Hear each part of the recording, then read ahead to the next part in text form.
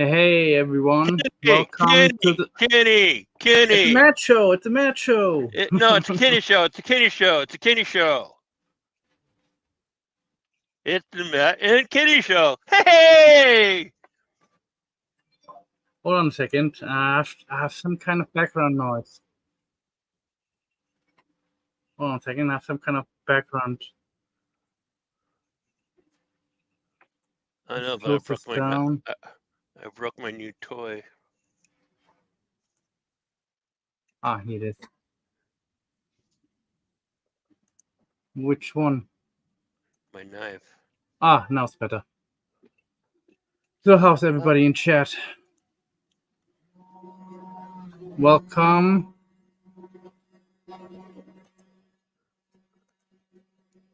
Let's show this one quick. Hello, JRT3D. Hello, Havoc. Don't forget. Oh, Jerry's actually not doing the show tonight, maybe. We don't know yet. So it's all depends on me and Kenny now. So, yeah. He has some cable trouble, so. Hey, Guy the Jedi. Stream Element and my lovely wife. So. He's tied up in the back here, okay? Again, we're taking ransom offers. Yeah. The ransom offers go to Jerry's PayPal account, so make sure you guys paid into his account. Otherwise, hey, I didn't sign off. We don't get the ransom. I didn't sign off on that. Yeah. Forget about it. God, man, I watched this morning at a show. Now it's broken. Here you go. Yeah. If you want to pay the ransom, please pay to this account. I'm just joking, guys. This is just a joke. Yeah, we're just shooting the bulb. Yeah. Like Matt said, and I can vouch because since I'm in the same valley as Jerry is, we have Cox Communications here. We have CenturyLink, which I have. CenturyLink is full fiber, so I have fiber all the way to my house. True gigabit service. Jerry, on the other hand, in his neighborhood, he doesn't have it yet. And I'm talking about CenturyLink. So he is stuck with Cox Communications, our cable company in this valley. Yeah, you go ahead. It's not so hot. Hey, I had nothing to do. I have an alibi. I'm in England. My evil laugh, eh? Huh? I agree. How in the hell does this happen, man? What? I stabbed my back. Okay, I went to a show this morning. Let's just call it a show. Yeah. And I bought a bag of pecans. So before Matt opened the show, and I was just farting around, I stabbed my bag of pecans, and I broke it. It won't come out now. Yeah. Really? Shouldn't show this. That was supposed to be what's that? Hey, Matt, what's that movie that? I mean, Roy Moses does it all the time, but we don't promote it. You know what I mean? I know that, but what's that? I'm talking about movie. What's that movie that Matt? Actually, God, I'm trying to think of this. I'll come up with it. The guy that was in. Oh man, they were in that movie with the with the telephone booth. Excellent dude. Keanu Reeves. Anyways. Keanu Reeves. Oh yeah. Oh, Matrix. Yeah. He didn't. Okay, I just remembered. John Wick. That's supposed to be a John Wick. Knife. But anyways, now it's broke. I guess I'll be going back to this. 1979 All Out. How are you doing? Yeah, please, if anybody wants to join us, I believe it's a Discord link. I only can let people in who I know. So if you'd like to join us, 1970 Fallout or Betty Boop, or my lovely wife. She can join me right here. Wait Or a minute. How could Betty Boop join but not Jerry? she's on a mobile. Oh yeah, duh. So yeah. Hmm. I've been lately been active in this 3D printing right now because I had a lot of back problems and I had some other issues what I had to solve too. So mainly, like stop smoking and a few other health problems. So yeah, I'm doing all right. But I started some printing for a friend of ours who, no, not a friend, we know this person, and we're making something for him right now, so he can raise some money for what he's doing. So I can't say more than that because it's political. So anyway, oh, Segas is here. Hello, how you doing? Long What's time. up? Are you running this instead of Jerry today? Hey, For now. I took it over. It's my channel now. It's gonna be the mad now. He's getting his cable work done. Uh, No, yeah, he's getting his cable work He's done. been having intermittent problems for like 2 weeks now. that sucks. Keeps kicking him off. So Betty Boop just says his wife he will be on soon. So I guess anyway, I'll fix that thing later. I was gonna do some show and tell, but I want to wait till he gets here. For the last week's picnic. yeah, we can talk about something what we are doing or something, like me. I got some things to show, but again, I don't want to have to say it twice. I'll wait till he joins. I mean, it's really no big deal. It's only a couple of things. I will say this, okay? At the picnic, there is this guy. His name's Mark, and he's very generous. It's a vase. Came out very nice. It's a German design. That's what I've done a little while ago. So anyways, he was going through the picnic, handing out items, which I'll show later. And he handcrafts. He is a maker, primarily with wood. But I was really impressed this time because it was really nice. 1 year, 2017 picnic, he made on blocks of wood. I don't know if he did it on a laser. I don't know how he did it, but it was like red. It wasn't like black and white pictures on wood, but it was like red and white almost tone. But so that's what he did for 2017. He was just giving those away, pictures that he took because he's a big picture guy, camera, and he was giving those away. So, but yeah, I'll show it, man. What the hell? Mike, or Matt, zoom in. Yeah, I'll make it bigger. Hold on. Change sides. Okay, so he had these, and I don't know how well focused. But anyways, it says Linwood High. He made these. He made 2 versions of these, this size and then one a little bit bigger. Of course, it does have a lid, so you can. Like my sister, when she got hers. Oh, that's a lot of background noise. And yeah, we have another person coming in. Zachary, 3D prints. Anyway, my sister says she's gonna stash rings in hers. But yeah, he gave these to everybody. He was just handing a little cardboard box, with twine and then our city name on it. And then, like I said, it's got our high school, says Linwood High School on it. So, I mean, that had to cost a little bit to make these. That's pretty cool. So yeah, he was handing these out at the picnic last week. One of our guys. Okay, hold on. I'll be posting the link now. Like I said, I only let people know I know. because it's not my show, I need to have total security. You know what I mean? So only people I know. I had somebody give me a car. Oh wow! What kind of car? Lamborghini?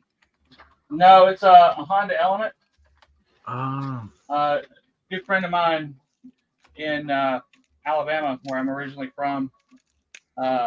He's a locksmith, auto locksmith, and he drove this Honda Element for 8 or 9 years as his work vehicle. Put like 200,000 miles on it, and parked it in his basement and bought something new. And it's sat in his basement for like 8 or 9 years. And we were talking about. And we have another person popping in, Josh. So I said, you know, what are you going to do with that car? I said, I'll buy it from you. He's like, no, just come and get it. Take it out to my basement, please. So you're bringing up memories saying that. What's that? I said you're bringing up memories saying that. I had somebody give me a 500 Galaxy back in the 70s. And we have another person popping in. Sorry, guys. And if you hit a puddle on that thing, oh God, you could spin out. Yeah, he literally told me to just come get it. He said, the only thing that's wrong with it is it's been parked in my basement now for 8 years, and I've cranked it once in that time. And it's like a 12-hour drive from our house. So he got it out and cranked it up. It cranked right up. Ran perfectly fine on 12-year-old gas. Air conditioning still works. Nothing really wrong with it. Just needed like motor mounts and need some front-end work, some maintenance stuff. So it's in my driveway now. Ooh, that's loud. What the hell is that? Maybe that was me. Coming from? I'm gonna go get my headphones. It sounds like a motorcycle coming through. I'm in between my No, garage and sounded more like this. No. My Ender Creality K1 is silent. It's not running.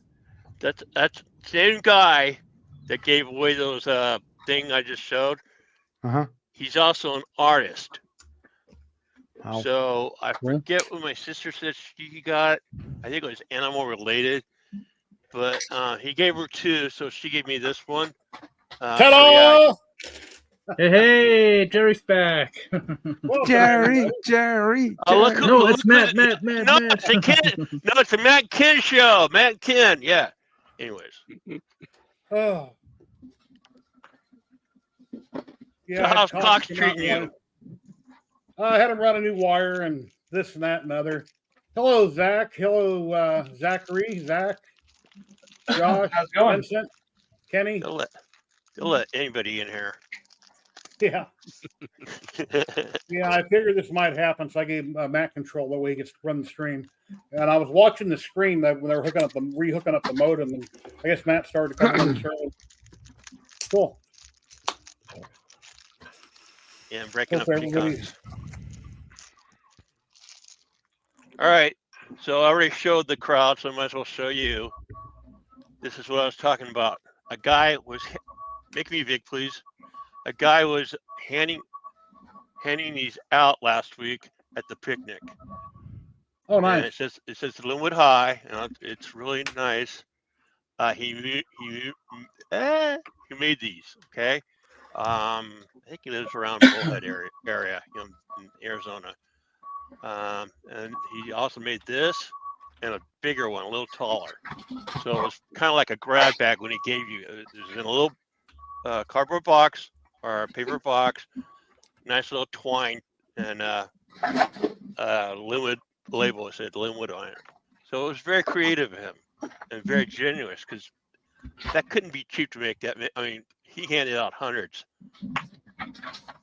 So that was pretty cool. And then Very nice. he also is an artist. So he gave my sister a painting and me a painting, and that's what I got. 747 or? I don't know, but my sister made a joke coming into Los Angeles with a couple of keys.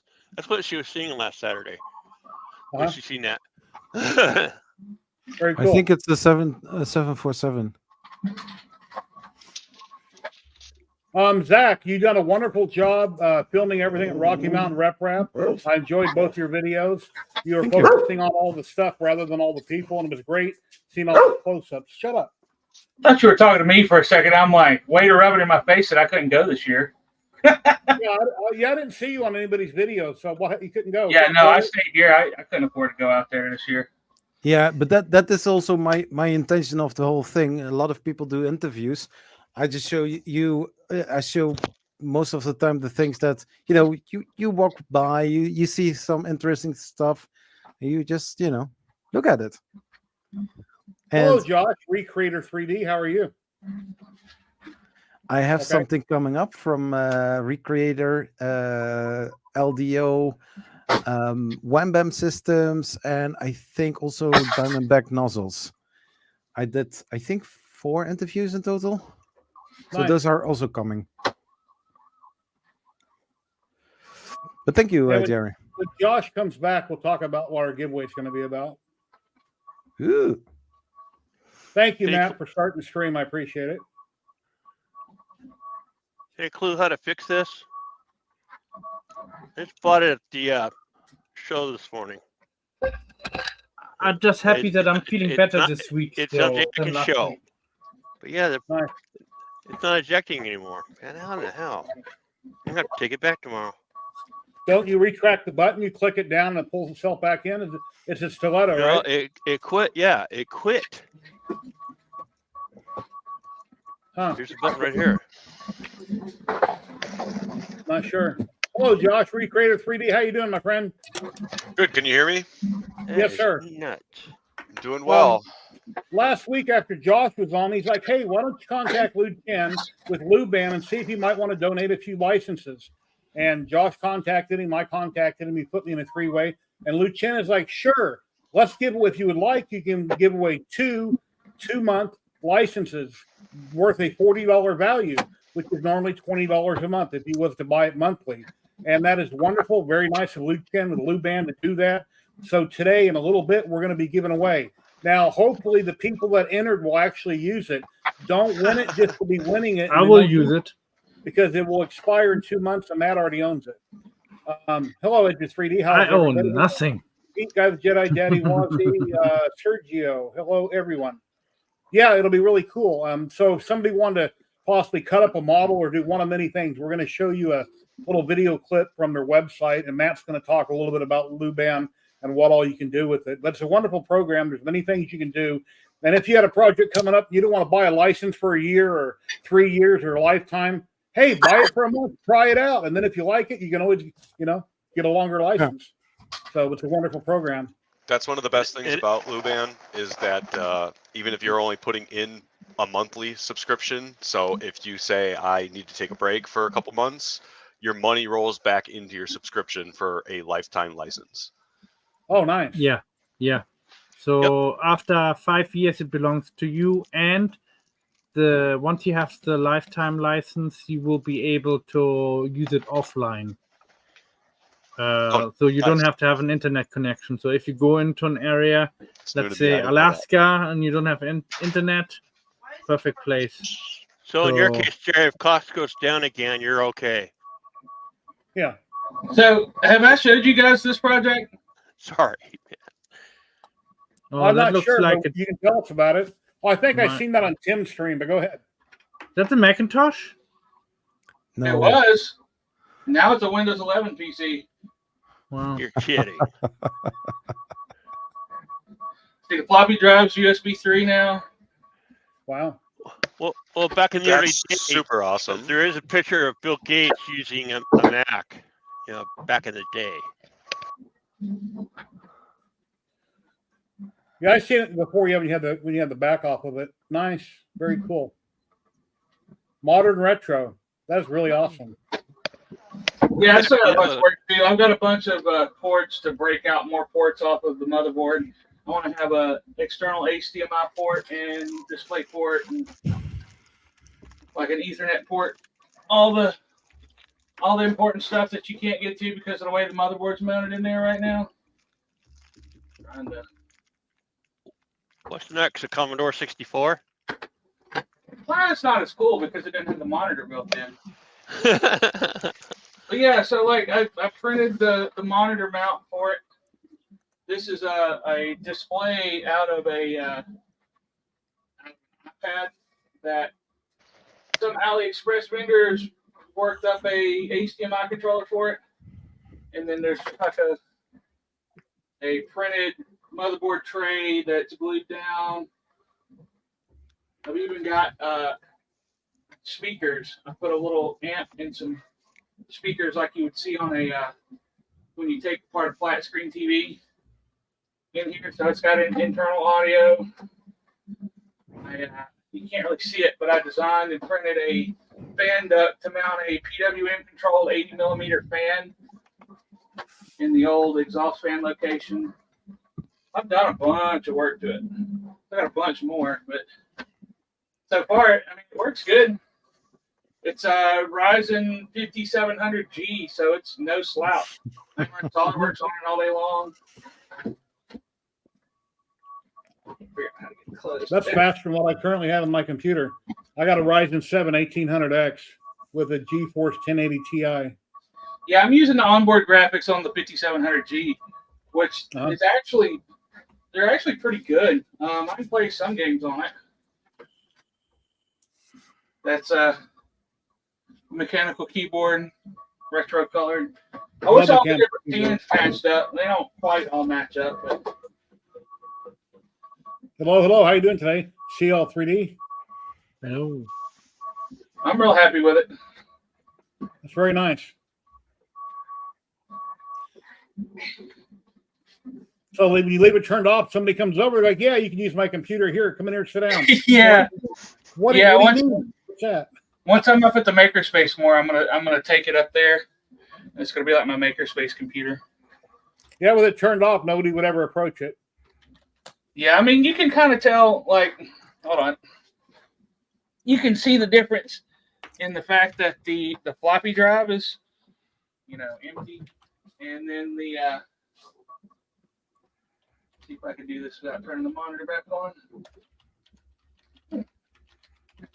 Here's one that still has this original CRT in it. You can really see the difference in the CRT. Big time see the difference.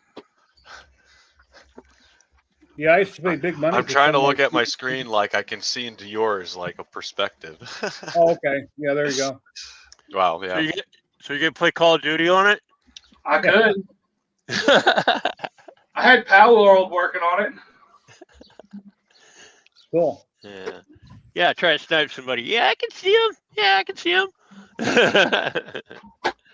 The screen, since it's an iPad screen out of like an iPad 3, so it's a Retina display. Pixel density is just insane.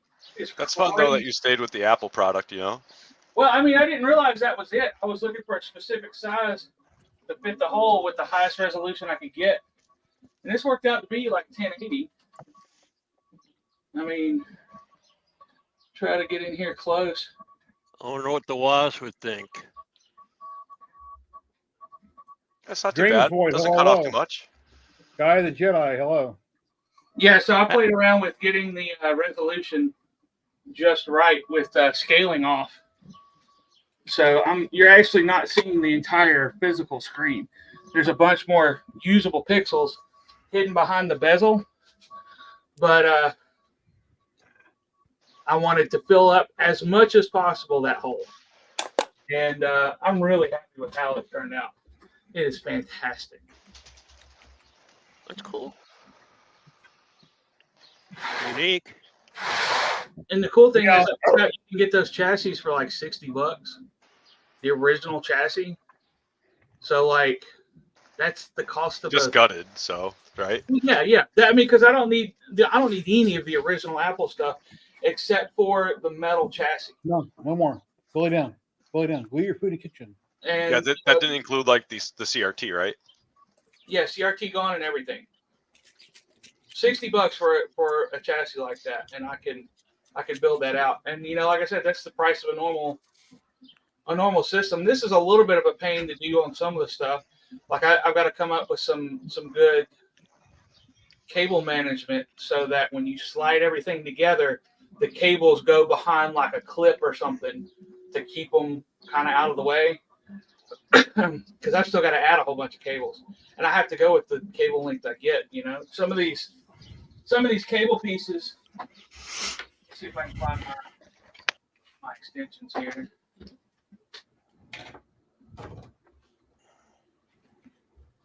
Like this isn't too bad. This is a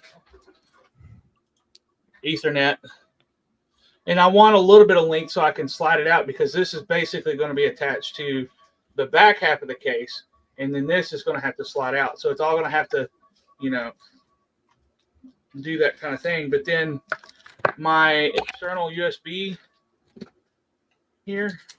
You haven't been on in a long time, Zach. You just been too busy, or you don't like it? Yeah, I'm working like 50 hours a week right now. I was working. Oh wow. But Okay. I'm just, you know, on the weekends I have to catch up. Yeah, you get off, you take a shower, watch TV for a half hour, and go to bed. Yeah. Right, basically. So yeah, like this is what I'm using for a back panel USB, and look how long that cable is. So I've got to have enough cable for the front to separate from the back, and then move it in. But then I've got all this extra cable I got to deal with. Nice. So yeah, this is I've got other projects more important, but I've got that one to a show off state. Getting the USB ports mounted in the floppy drive makes it a lot more usable, because now, like, you know, I can take it with me up to the makerspace, and if I'm using like a flashcard reader for whatever. That's handy. I did this here. You guys already seen it last week, but I stained it. That skull that I did. Then out of wood on my CNC. And that scar on its face, that's where I had an issue with the machine, the gantry going cockeyed. But I went ahead and it's one of a kind now, so got a scar on it. And then here's an eagle that I done in my last video on the CNC. I carved that. Nice. Came out really good. 2 pieces of poplar, maple that I glued together. I think it's maple anyway. So talking about retractable USB cables, the thing I need is I need USB 3 male to USB 3 female that can be panel mounted. And basically, out of all of AliExpress, I had like 3 options, and that's what I got. I finally sold my Ghostbuster car. That's been on Etsy forever and ever and ever. Nice. Except Etsy took over $100 in fees, which really ticks me off. 100? That's a lot. Yeah, they took 56 for one thing and 24 for another, and then a processing fee of $12.41. And then I had to ship it to Arizona through Pirate Ship, which was $56. Box and supplies were like $30. I had to buy 3 bags of popcorn, a big box, 15 by 15 by 4 foot long. Packed it super good. The man should get it Monday. So anyway, when it's all said and done, I'll probably clear about, I don't know, $150 if that. Whatever. But at least I sold it. So. Well, it sounds like you got a decent price for it then. Pop moves. Hello, hello. If you cleared that much. I had it 25% off. I put everything on my store last week, 25% off, and saved the guy $150 on it. So I guess he jumped on it. Jerry, how much you put into it? Gonna give you $50. What's that, Josh? How much did you put into it? Well, back in the day when I built it, all the filament was donated to me by Matt, who donated the filament to me. Spring used to work for him. G-Tech? Matt's not here. I don't. That's all right. So, like, you know, either way, it was. I guess, yes, it was G-Tech. Okay. Turned out if you got the filament donated, right? The filament was donated when I done it like 3 or 4 years ago. The resin I paid for, which wasn't that much in parts. I probably, I broke even if not something else. And it was in a lot of videos, but then a lot of publicity for it, et cetera, et cetera. Yeah, so you got your money out of it then, like served its purpose, and now you got. I mean, how big was that? That probably took up a table that you get to use now, right? It's pretty big. 3 foot long. So now you got extra table space. But when I individually wrapped all the parts, and I put what parts I could inside the car, since it's like a station wagon, that Cadillac, then the rest I put on top of it, and I completely filled up the 4-foot box. Oh, wow. What was that skill again, Jerry, from the original? What? Do you remember what you skilled it up from the original model? Like 250%. I'd have to go back and watch the video to see it. Yeah. Just curious. I'm not going to make one. Just curious. Yeah, going big is fun, but you got to think about in the future, where am I going to put this? What am I going to do with Yeah, it? that's why I didn't jump on it. I have no place to put it. Hello, Dan. How are you doing today? Glad to see you. Pop Hey, up. Dan. Dan! Hello. What's up, Dan? Da Vinci. See, we got Alex. Scott in chat. Hey, you 3D. I've seen you in some Murph videos. Jerry, I got a similar shipping Or, excuse story. me, Rocky Mountain Rep videos. Go ahead, Kenny. All right. So I'm since Saturday. I had the cross. He has risen, and then I had a plaque that I made for Amazing Grace, and I'm getting cross orders. For the Our Father cross. The first one I sent out, the first one went to Missouri, and looking at the address, it looks rural. Is the reason why it was way up there for either UPS, US Mail, and I'm talking probably the box after I was done with it probably was less than a pound maybe if because these things, they're light. These things, they're light. Yeah. And you're not gluing the base on it and selling it with the base glued on, I hope. I am, because I figure if they're, especially at $50 a whack, they shouldn't have to assemble anything. You should flat pack it and just tell them that have them glue the base in. I found boxes that will fit these things really cool, and like the next one, the next one is going to Tyler, Texas. That one's only because you turned me on to pirate ship, and thank you. That one's gonna be $10, but that last one from Missouri was $60. But the guy, because I gave him the receipt since it was for his sister, he sent me another $40 through Zelle, so I made $60 off the cross. I was concerned that my Ghostbuster box, so I went down to U-Haul and it's 15 by 15 by 4 foot. I'm thinking, man, but it only weighed 26 pounds total once it was said and done.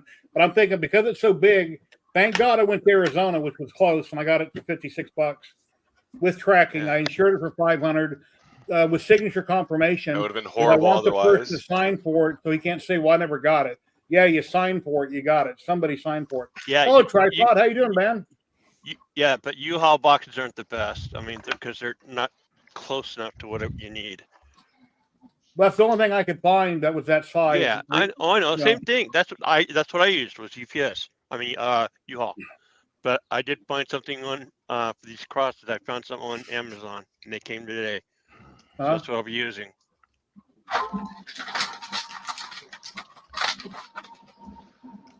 Hey, Matt.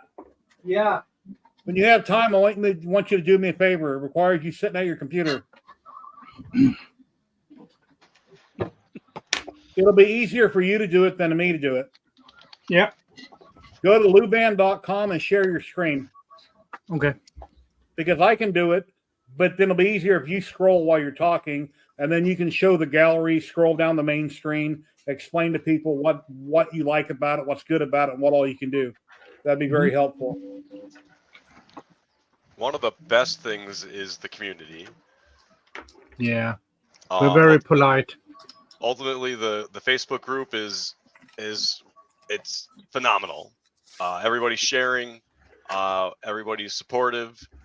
If you need help, you just reach out. If you've got an idea, that's even more important, because you never know how the software can be used until you start using it, and you come up with ideas that might not be there, but you're like, this can be implemented. And the second you reach out, he's very receptive about putting it in. And surprisingly enough, it's not like, like average people don't just go and change an entire section of their software, but Luban is Zach, awesome you want me to about share that? So. I want to show y'all something. It's been so long. Like a month ago, we did the tattoo festival thing. Oh yeah, that'd be Hey, fun, non huh? fam. Is that like a 3D tattoo festival or just a No, it tattoo was just a festival? tattoo festival. They like the 3D printed stuff, and they have vendors. So like this was the third one we set up and sold stuff. And I didn't do as good this time. I'm probably not going to do it anymore. But I accidentally discovered the best thing in the world to do with spools that you don't have much left of, or like 100-gram samples. 3D Printing World, I know you guys have probably met him. He's a really cool guy.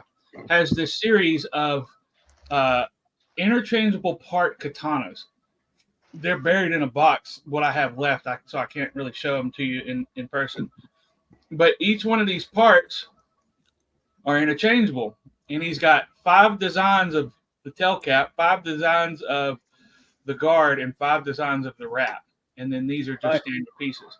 So if you've got a bunch of this, just a little bit of filament laying around, and you got a printer not running, and you like to set up and sell stuff, you can throw just a couple of these little odds and ends parts in a bin printed with your leftover material. And then when you go set up to sell stuff, you lay out the individual parts, and you can do, build your own katana station, like $30 or whatever, build your own sword. And, people were losing their minds over this. I thought I had spent too much time printing the parts for this and not other stuff. And after the first day, because it was like a 3-day event, I'm like, oh my God, I got to print more parts. So I just had the printers running solid all weekend, printing random color parts, just whatever I could pull out of the closet that was PLA and throw it in there.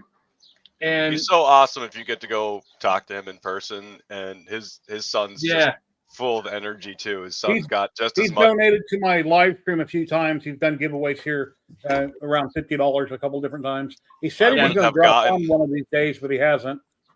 I wouldn't have gotten to Earth if it wasn't for him. He's one of the main reasons I got pushed out there. So nice. He's awesome. He's really cool. But like this is seriously, like, if you, I mean, even if it's like a little local arts and craft show or whatever, it's, and you got a couple of stuff, getting on his Discord or his Patreon for the commercial level is super cheap. And printing this stuff and just having bins around, if the printers aren't doing anything, throw a roll of filament you've got, I've got a bunch here that I'm setting up that I'm just going to save like that. That's enough to print like 3 of those tail caps. You throw them in the bin. And they're magical, like it's like a magic trick, and that's what people love about it, because it's also interactive. And so it's not just like a little, trinket or a toy. You're now opening it up and you're like, oh wow, that just grew 3 feet, I mean, I had a tattoo artist, guy's probably in his 40s. At the end of the show, he's like, man, I want to build like 2 or 3 of these. I'm like, I hate I don't have more options on colors. This is all just a bunch of weird primary colors. He's like, no, I love it. I love how you're kind of just forced to make something that looks cool with what's here.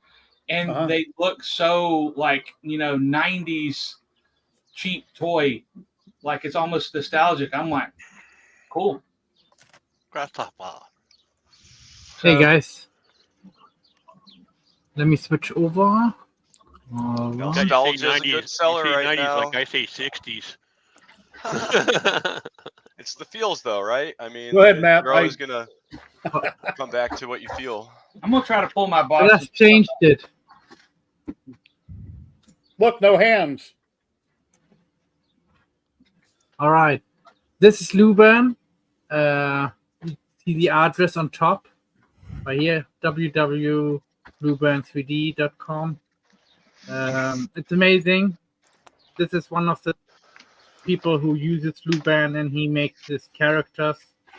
I don't know what video game or what card game they come from, but they look from Dragon Ball Z. I just see it, but there, duh.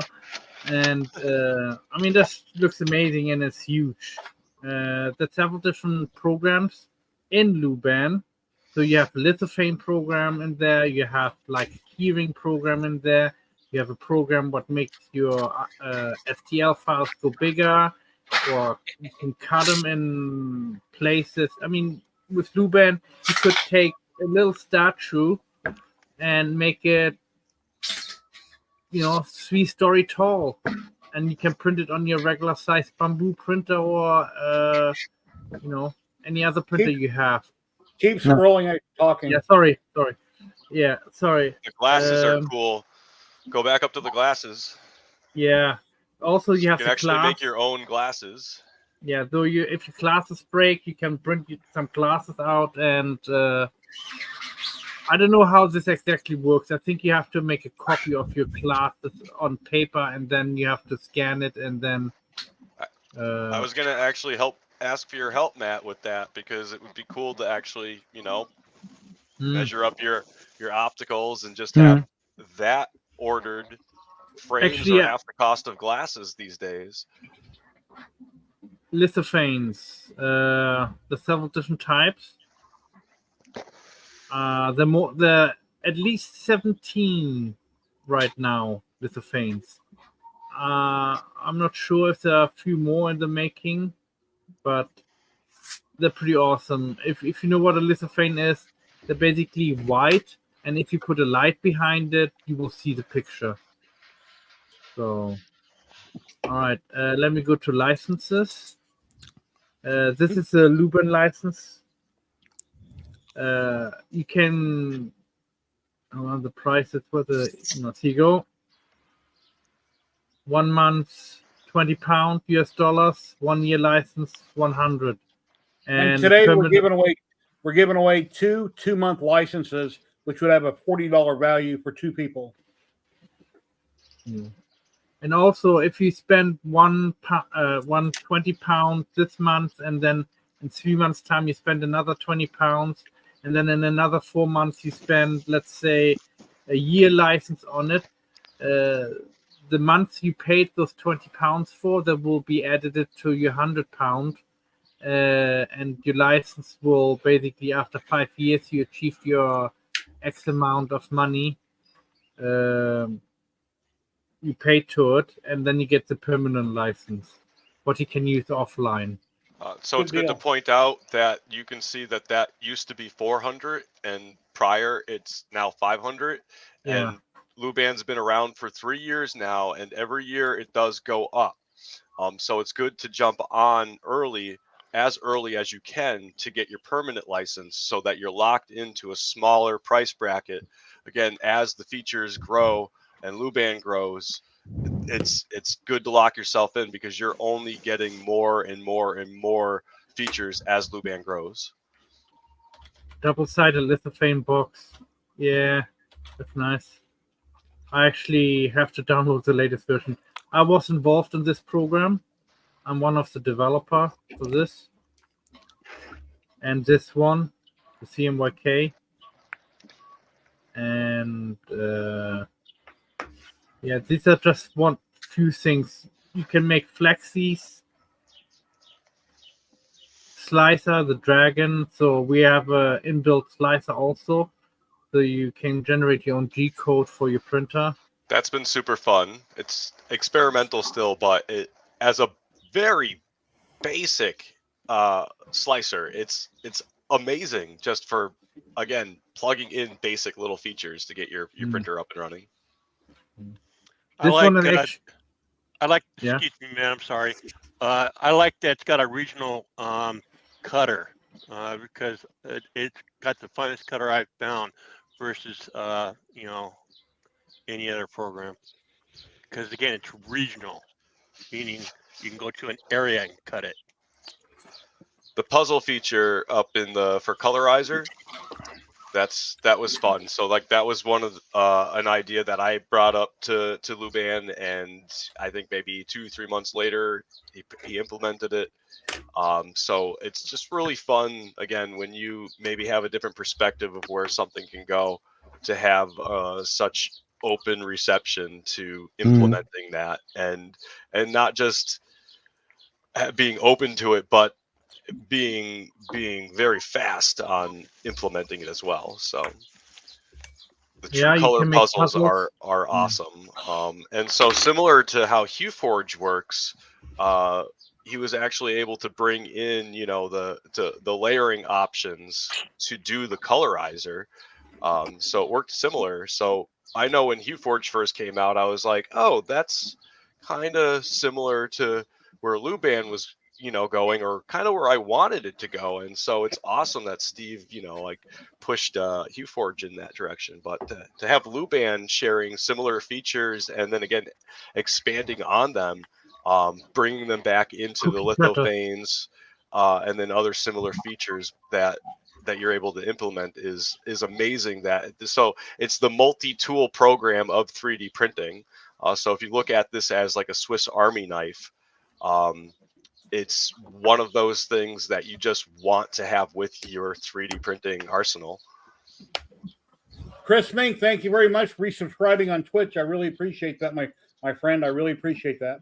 Also, you can use the lasers too with it. You can use lasers, FDM, resin. Depends what part of the program you're using. Not I saw everything will some. work. Matt, did you see people doing? They were like a holographic image inside of like joysticks for video game Here you go. controllers. Like this. I think it was the Contour, and yeah. it's mind blowing because then if you actually put an LED in them and light them up, it's amazing. The exploded view is what Luban is known for, is make it Yeah. big. And so Matt mentioned that you can take pretty much any size 3D printer dimension, even down to just 100 by 100 by 100 millimeters, and you can print out as many of those cubes to make your model bigger. So you're not limited by your build size at all with Luban. Nice. Yeah, and it's not a large program as far as footprint on your computer. It's pretty small, actually. So one of the things that some people do complain about, but it's very easily able to get over, is the interface is a little dated. But again, it's basic. And so once you learn it and understand it, you know, the 2 months that we're giving away, you know, Jerry mentioned that you should jump in and learn how to, you know, cut a model up. That's something that you're going to want to probably dive into first and foremost, if not like a lithophane, just to get a feel for what the software is able to do within that 2-month bracket. Yeah. Hopefully you'll want to then buy the year, because the 2 months is not going to really cut the mustard with what the software can do. Yeah, my area of Luban is not only lithophane, some areas too, like keychain making, and the section is actually called, hold on, I can show that up too. Hold on, let me pull that People up. are making signs, you know, glow box signs. And so again, if you're not limited by the size of your printer, you can potentially make a sign for the side of your building that lights up for the fraction of the cost that it would, you know, to actually have it produced elsewhere. One thing I didn't like about Luban a few years ago, I went to their YouTube channel, and when they were explaining things, there was nobody talking. They were simply doing what Matt is doing. They're going through and clicking. You can learn by watching, but there was no audio. So like anything else, the community helps really expand what the software can do. Like anything else, I think Luban has 2 people within the business, and one is just an investor while the other does software. So it's nice when you've got a really, you know, a steady community that really helps out. So a lot of the community members who are doing YouTube videos that can do content, you know, again, Jerry, like what you mentioned, bringing audio into it, just explaining, I'm going to this drop down, I'm clicking here, I'm going over here. That does help out. And so it is expanding. There is a Luban, you know, kind of Bible, an overall manual that does break down each one of these. So that is something that the community has requested, that explanation starts going more into videos and how to's. So perhaps that's something that you can help out with, Jerry. Yeah. Hanger. Solid. What is now? Here you go. Yeah, this is one of the lithophane models I designed, and this is the most complicated lithophane ever out there, I believe. I saw no other lithophane what can do this, because you can have between 3 sides. Hold on. Or 12 sides. And also, you can do a pyramid with it if you wanted to. Oh, now that was a little bit too... Here you go. Always remember to press enter. Yes. That Very is important. the Luban That's a key point. #1 rule. Always press enter. So if you do not press enter after you put in some numbers, sometimes it won't trigger what you're trying to enter. Yeah. Let's build a pyramid, 4 sides, right? So make it 2012. Here you go. And if you wanted to, you can do this. You can change by out the socket diameter. So if you change this to 0, this would. Hold on a second. Socket diameter. What size? Why doesn't want to work now for me? Every time when I want to do something on show, it doesn't want to work properly for me. Anyway, does that come with putting printers together? Multi-platformed, I do believe. We got the three basic flavors that everybody's used to.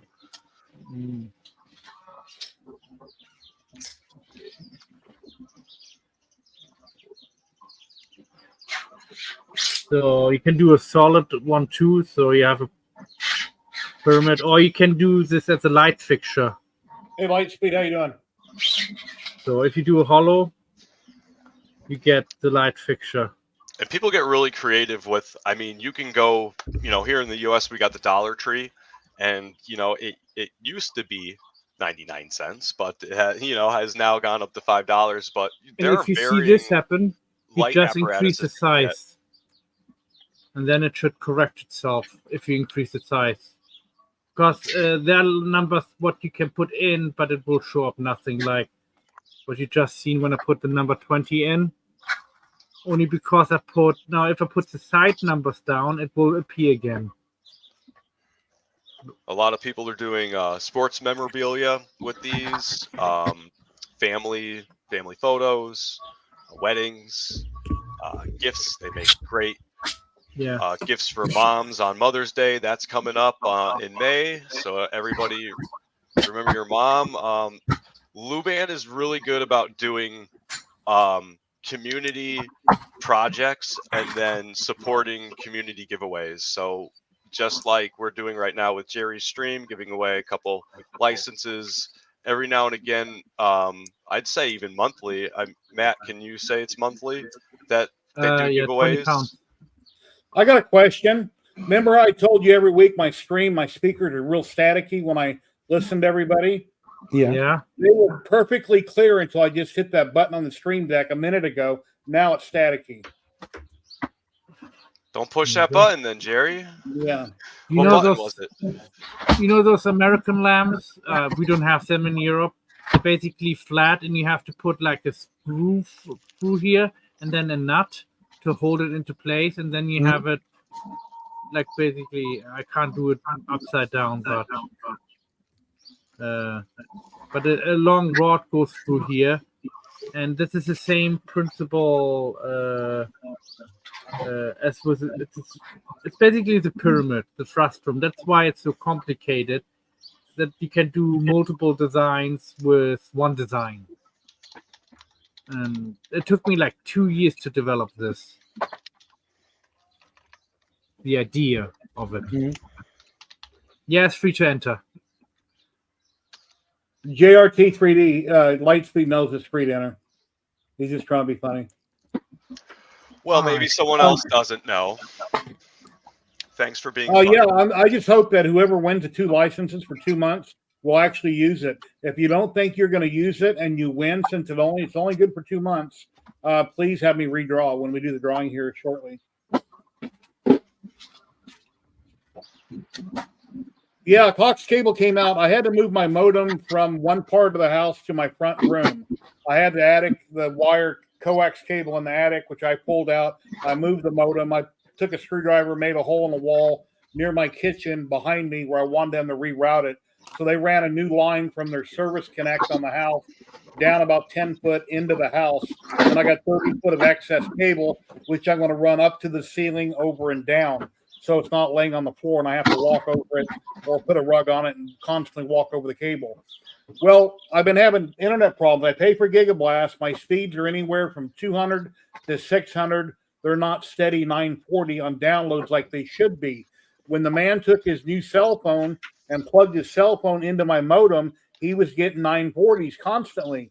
But when I run the speed test on my computer, I'm getting 4, 5, 6, 7. It's all over the place every time I run a speed test. And then my uploads are a solid 115 like they're supposed to be. And he seemed to think there's something up with my computer. Well, he made me a new cable to go from the modem to the computer. It's like a RJ45 connector, whatever it is. And I ran a new connector going to my PC. But when I run a speed test, I'm getting really bad downloads. Can't think of anything in my computer that could be causing it. Doesn't make sense. Mm-hmm.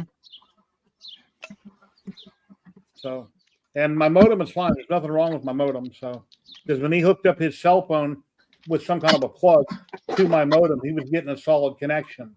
Yet when I have it plugged into my PC and I run the same speed test through speedtest.net or another service that I went through, I'm getting really low downloads. So I don't know. And whenever someone wins, whether you're on Twitch or YouTube, whatever name you won with, I'll give you my email. All you have to do is during the stream, simply email me the name you won under and what your real name is. And then I will send that to Lu Chen and I'll tell him who won and what their name is with your email address. And then he'll hook you up with the license for 2 months for 2 people. All right, Jerry, I got a question for you. Go ahead. The knife you got from Patrick, if you were to hold that up to like something, hard subject or hard, something hard, put it that way. Does the blade go off track as a safety measure? Because I fixed it. Hold on, I'll pull where's my mouse? It's like if I here's the knife that I got from Patrick right here. Right. He sells it also. So if you trigger it to go into something, it goes off track. If you pull it out a little bit further, you can put it back on track. No, it doesn't pull out. It has a little bit of give. No. Pull it in and then point it at something that's not going to destroy the knife, like a cup or styrofoam. No. Oh, how about I do this? Would that be stupid? Yeah. Okay. Watch. Here's what I'm talking about, Jerry. See, now it went off track again. But if I pull it out all the way, it works again. That's a safety feature. That's what also was with. Yeah, that was also with the old ones. So in other words, you can't go up to somebody and go bap. No, yeah, that's a safety feature. And if you got it in your pocket, will not stab yourself. Okay. Okay, now it's just loose. Yeah. Pull it. You pull all the way out and then it resets. Okay. Okay, yeah, okay. Because these new knives that have this feature, I guess they're called double action, is what I heard at the show. Well, that sucks. I wish it had the force to keep on going. Yeah, you go all the way out of lock. So, okay, that's right. So as a safety feature, accidentally put it up against something. It's sharp tip. It might hurt, but it's not going to go inside the soft tissue unless it's locked out. Once it's locked out, then it can go in soft tissue. Yeah. These knives are highly illegal in the Netherlands. What if you get is legal in the Netherlands? Those, you can get nine months of jail time for it. Years ago, when I was a kid, these weren't allowed. Now they are. Now you can buy them legally. It comes in a sheath. You'd have to carry it exposed, or it's got a belt clip. You cannot have this in your front pocket. It's over, 3 inches, I think it is what the law is. So on a construction site, I would wear this in my pocket. But being out and about, it would have to be in a sheath or on a belt clip exposed so it's not concealed. All right. Yeah, and they did have, at the show this morning, they did have the old school stilettos. But I asked him under my breath because, I didn't want to offend him with his customers. I said, are these made in China? The old school. Of course, because they were like $23 a pop. Because a real one from Italy, oh man, those things are expensive. The old switchblade. So yeah, I didn't pick one of those up. Not $23. Yeah, I don't know where Patrick got these, but they're probably, I'm assuming they're made in China. Well, this is supposed to be the same one that John Wick uses in the movie. This says on the side of it, on the belt clip, it says Lightning Elite. So if somebody wants to Google Lightning Elite, you can find these. Oh.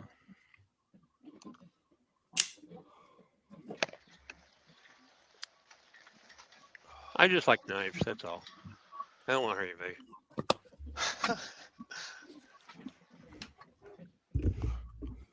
Here's a knife I got at a yard sale for $20. I've showed you before. That's really cool. Well, my big one's out in the garage. That's a Crocodile Dundee knife. Yeah. Yeah, mine's about just as big. It's got a multicolored handle. It's real pretty. Nice. Yeah, it's nice. It's surgical steel, it says.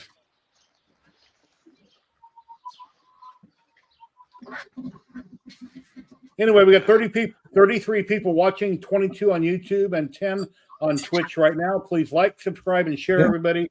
I would really appreciate it. When we rolling with that giveaway? Well, you know what? We can do the giveaway right now. Let's do it. About an hour in. That's good, right? Let me share my screen. So you're going to do one after another, or one now, one later? We'll do both of them now. Later, we'll give away Polymaker. Yeah. Okay, cool. Let me turn off my banner. Oh, hold on. I didn't sign in yet. Yeah.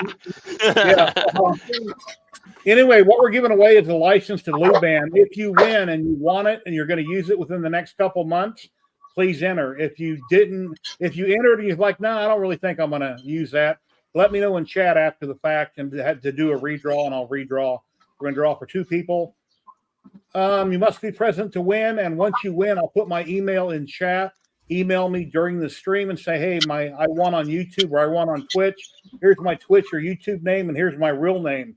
After the stream is over, I will send that information over to Lou Chen with Luban, and he will contact you via the email that you gave me. And you can check it out. It's a really cool program. And there'll be a link in the description of luban.com, and their Facebook group will also be in the description. So here we go. Countdown from 5, everybody. 5, 10, 4, 10, 3, 8, 7, 2, 6, 1. 5. Here we go. First person. Who's it going to be? Who's it going to be? Someone that can use it. 2 months free license. Tripod. Tripod. Are you still in chat? You won. Congrats, Still Tripod. here. You was chatting. He was up there, 359. Tripod. 5, Hey, chat, 4, 3. No, here he is. Oh. Congratulations. Here's my email. You probably already know, but here's my email. And I know your real name, and I do try to just send me an email. That way I can record Lou Chen to your email.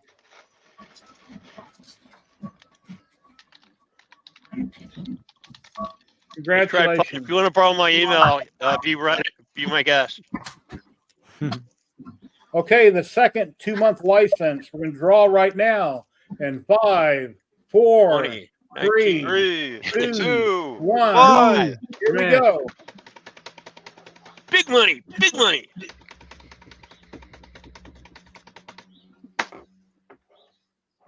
Chris Travis. Chris. Chris Travis, are you in chat? Yeah, I saw him earlier. Me too. We have another Chris there, Chris Mink. Close Chris enough. Kravitz, are you in the chat? I'm just kidding. There he is. Respin? Okay, Chris wants me to respin. All right, cool. Okay, Thank I'm you. going to respin. Come Our on. first winner is Tripod, and who's the second one going to be? 5, 4, 4, 3, 3, 2, 1. One and a quarter. Oh, I saw my name. Okay. Oh, I saw my name 3 times. Oh, dang it. Oh, go. Edwin. Edwin. Edwin, are you in chat? Congrats, Edwin. Congrats, Edwin. Say something, Edwin. Congratulations. Not like that. No, There he is. Edwin, are you in chat? there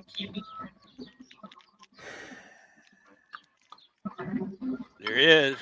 There he is. Congrats, Edwin. Here's my email, Edwin. Shoot me an email with your real name and YouTube name after the stream. I'll get a hold of Lou Chan and let him know who won with your email, and he'll get a hold of you with your free month with your license.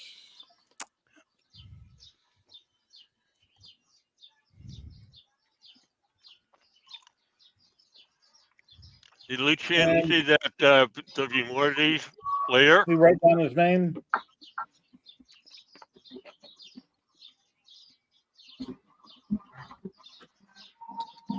Congratulations. Yeah, congratulations. If you have any trouble, just go to the Luban page on Facebook. Plenty of people who will help you, or you can contact me if it's about Lithofanes. John, I think John gave his to Lightspeed. Lightspeed, if you're going to use it, shoot me an email. It's in chat. And with your real name, along with Lightspeed, and I'll pass it on to Lou Chen, and he'll contact you via your email. Cool. Will he be giving more away later? Well, not today. We'll see in the future. No. I mean, week. Oh, I don't know. We'll see in the future. All right. Fair enough. Now, let me set up my next drawing for later. What do you do to the poor pussy? Zach asked. Cool. Yeah, you try it out. It saves you $40 for 2 months, and if you like it, you never know. You might subscribe or buy more months and turn that into a forever license or something. Very cool. There's a lot you can do with it. Mm-hmm.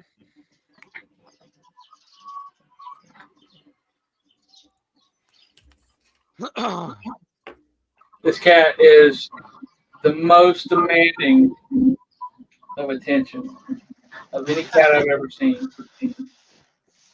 Let me change cameras. We'll get a peek. Is that heavy? Yeah, Okay. I got same thing. Hello, Jack in the shop. How are you doing today? That's a big cat. That could be the whole family. She is not. She's like the third or fourth biggest cat that I have. And here we go for the next giveaway, guys. We'll be Polymaker later. Just do hashtag Polymaker in chat as you see on the screen, and we will give that away. Polymaker is awesome filament. Anywhere they ship in the world, they will ship you a roll. And we'll do that later. Nice. She's big. Yeah, ours is a male, and same thing. And like at night, he's like right there. I'll look at when she's looking at that hand like, hey, I want to scratch it. You had your arm down. She's kind of staring at it like, should I invite it? What's her name? Baby Kitty. Baby Kitty. Mine's Clyde. She knows her name too. I don't know if you noticed when I said it, she'd meow. Baby Kitty. Baby Kitty. Baby Kitty. I've been doing some tests with my fiber laser, trying to get my logo done properly on a black, thick business card. It's not coming out white how I want it to. I'm black in that picture. I need to work on my settings, but it's getting there. But my objective is it will be like that once it's done. And that is a good barcode. I'll get my finger out of the way. If you want to scan the barcode, anybody go to my YouTube channel. But anyway, but once I get it correct, then it'll look similar to this with maybe some more text on the screen, but they're thick cards, metal. Looks like it's lined up okay. Yeah, I got my rotary working. I was having trouble with my rotary, so I had to talk to Hal Tien They had me check out a bunch of things, and I wound up having to take the aircraft connector that actually goes to the rotary and desolder the 4 connectors. Zachary, and you rewire tired? It was wired incorrectly. You tired, Zachary? No, I swear I saw you going like. Hope I don't run into that no, problem. I'm also reading your stuff. Oh, all right. All right, Oh, so you're Jerry. not paying attention to us? Okay. No. So Jerry, for it to go to that position, that position. So is that just stuff that needs to be added to Lightburn? No, in Lightburn it's very simple. In Lightburn, you go to you don't even enable rotary. Let me pull up my Lightburn on my screen. I'll tell you what you go to. There's a zillion videos out there on it. Let's see. Yeah, I know. Yeah. I'm right here. Jerry. You go to Almost laser done. tools, repeat marking. You go to laser tools on the top, repeat marking. You set up how many spaces you have. On me, it's 6, and it automatically calculates it, and it just works. That simple. And then your All right, graphics cool. on the screen, of course, you have them as small as you want them in whatever size, and then it will laser out your one project, automatically spins the second spot, does it, goes to 3. Once it gets all the way around, it jumps back to 1 and stops. That's cool. And with pins, I haven't tried to pin one yet, but the pin will work the same way. I did It'll know go the to pin one, one one, is one. a little bit bigger than the other one. The Yeah, I pin, printed out the files from Patrick, and I didn't see a bottom, so I simply took one of its tops, removed everything from it, planted a circle. But then when I dropped in my business card, I couldn't get my fingernail underneath it, so I put it back on the Raleigh, and I put some holes in it, like a 1-inch circle. So I stick my finger and I pop it up to lift up the business card to go to the next one. Mhm. Rodney Mack, hello, how are you doing today? I gotta come with a logo. Yes, Matt helped me out a great deal. He ran the stream for me. I had internet issues. I had Cox Cable out there working on it, and I said, if I don't go live early, could you please handle it? So Matt took care of it. I don't know if he ran the intro, but I noticed that 3. Yeah, I did you did. run the intro? Okay, cool. Yeah, we Stanley, never, I run it twice actually.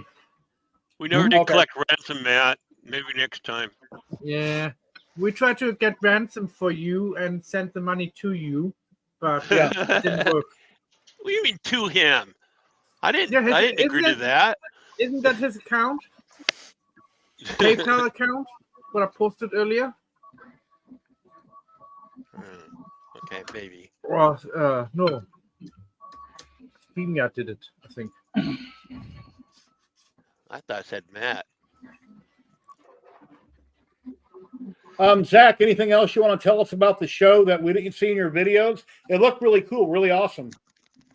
God, that's screwing with me so bad. You mean that Zach or me? No, he's talking to you. I'm Hi. like, the tattoo Does that- show? Why do y'all care about the tattoo show? Yeah, last year Zach was at the show and he walked around and he held it up and said, hey, look, Jerry with 3DHP, everybody. Look, and it was really cool of him. Zach asked, very nice of you. I guess Jamie was representing Luban there, and Yeah. she had her iPad or something where people could send her like 10-second clips of their things they did to Luban, and she would show it. But when you walk by her table, I didn't notice that. So maybe she was playing chess or something at the time. I don't know.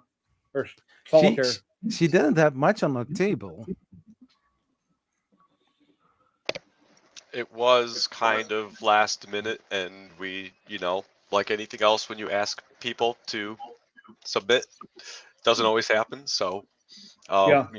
she had what she had, and I think we did a good job because, quite honestly, it brought in a slew of new people, and that's what helps things grow. So, it was the first year that I kind of threw out the idea of going to the rep wraps because that's, again, it's a Swiss Army knife for software, so it really needs to be represented.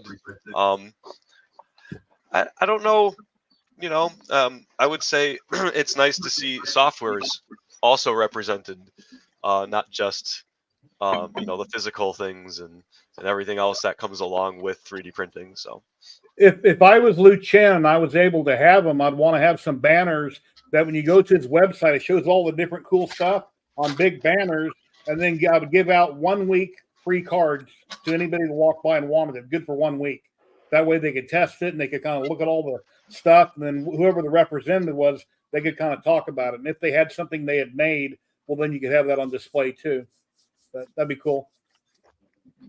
Location is hard, so like anything else, you know, like we got the USA over here, and then you know, going across the pond, you got Smurf.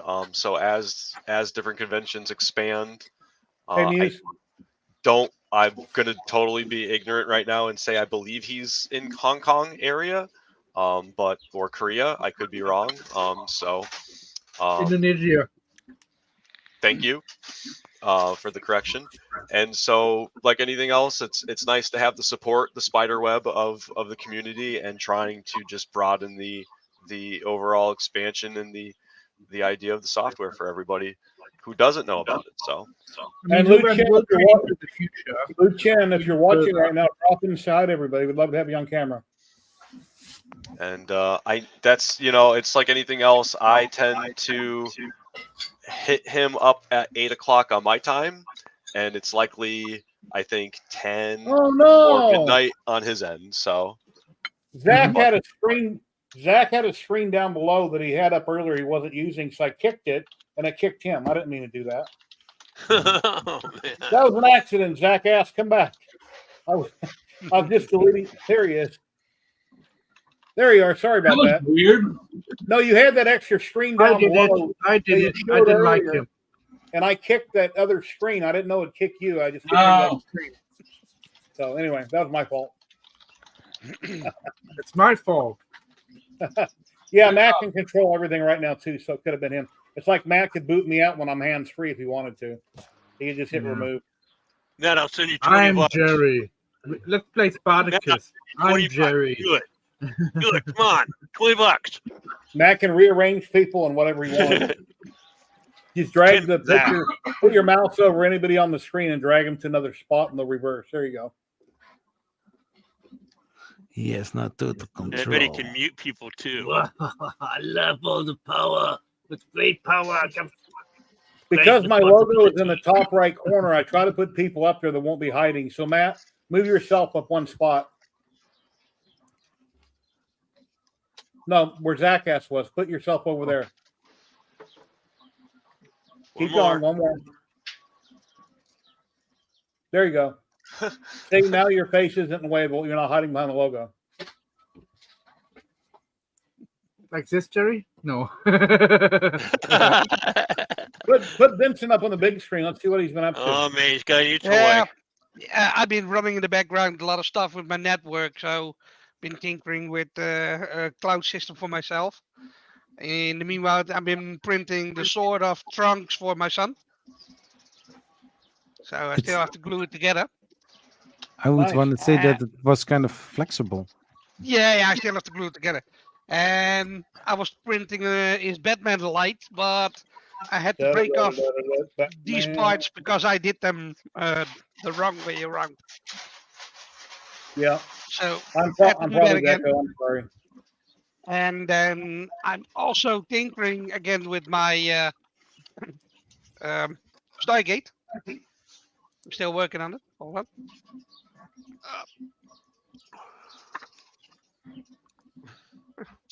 Oh, how cool. far I'm at the moment. Nice. I still got. I've already got a lot of buildings printed, but I'm not gluing anything together yet because I ordered the Arduino kit completely for the lighting. So. Well, thank God it's not Lego, and you accidentally drop it, and then it goes boom. I 3D printed this one, but I 3D printed something else on 100% infill, and it was late. And the next morning, I thought by myself, 12 hours with this piece. Oh wow! And I thought by myself, damn, 100% infill. And I made mistakes on infill before. You get in a hurry and you do the wrong thing, or you reprint the wrong thing 3 times. I've done that too. Yeah. So my big alien, I reprinted a bunch of parts I shouldn't have reprinted multiple times. Yeah, and I've been doing all the wires. My friend is making my logo, and I've been tinkering with new smart managed switches for my cloud system that I'm building. So there's going to be 2 cases in here, one for Plex server and the other one for cloud. in the near future. Yeah. So I need a separate storage for 3D files and everything because I'm losing stuff. Yeah. So that's what I've been doing in the meanwhile. And of course my floor and searching through the boxes. Bought a new power supply. This one took 3 weeks. Ed- 3 weeks coming. Edwin, I got your email. Thank you if you're still watching. One of these. I got one of those. I don't use it, but I Yeah. have one. I blew mine up, the other one. So thought by myself, you know what, buy another one. Sometimes I buy things thinking I need it, and then I don't use it, or I already had it, and then I bought it again. I've got so many 3D printer parts and supplies that I'm no longer going to use. I need to put them all together and throw them on Marketplace for one reasonable price. I had so much Ender 3 parts laying around, and my cousin, I gave the other two to him. And I said to him, you know what, come pick everything up. I only got the K1 left. And take everything with you. I was like, I'm done. I'm going to redo the whole place. So first did the floor, did new shelves, printed new brackets for it. So the cabinets can get together. The switch that's underneath here was in the top, so I moved it down, and you can see all the wires still. There's a lot of wires that I still have to shorten. Steve L3D, hello. How are you doing today? So there's a lot of work still to do, but that's what I've been doing the past couple of weeks. So, does anybody mess with the ERCF or the Trad Rack or any of those other open source multi-material units? I guess I'm the only one. I know I've showed this before. So that's my 2.4, right? It's a Doom Cube. Ask your question again. I wasn't paying attention. Open source multi-material units. That's a Trad Rack with 19 slots on it. 19. Wow. And I'm in the process of turning this into my filament holder. I've got a little 24-volt heater fan I'm going to put on one side to heat the whole thing. You cut that out with a router or saber saw? Router. Good job. Looks clean. Is that 1/4 inch face or 1/2 inch? CNC router. Okay. Your router at the Maker Hub, is that big? Yeah. Wow. Yeah, it's 4x8. I can do full sheets. Wow. So I found a design for a it's called Filometrics or what? No, not Filometrics. That's the. I've got a filament cutter on my Doom Cube called Filometrics. So yeah, instead of tubes, I've tried it. I can't get it to work good. What happens is the amount of force required to push the small tube out of the large tube, it just pushes back up onto the spool and becomes a tangled mess. I found somebody who's designed a manual, not manual, how did he put it? It's a mechanical rewinder. What it is it uses the filament pushing back out of the MMU to rotate the spool. I need to find the video of it. It's really neat. Hold on.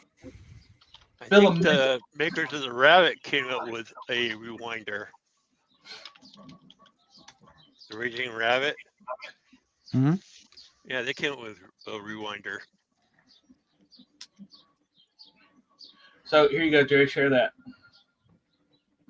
Filament-driven rewinder. So what it is as the filament is pushed back out of the MMU, it presses, it's like sandwiched between this tensioner bearing, and then this wheel has like O-rings on it to grip.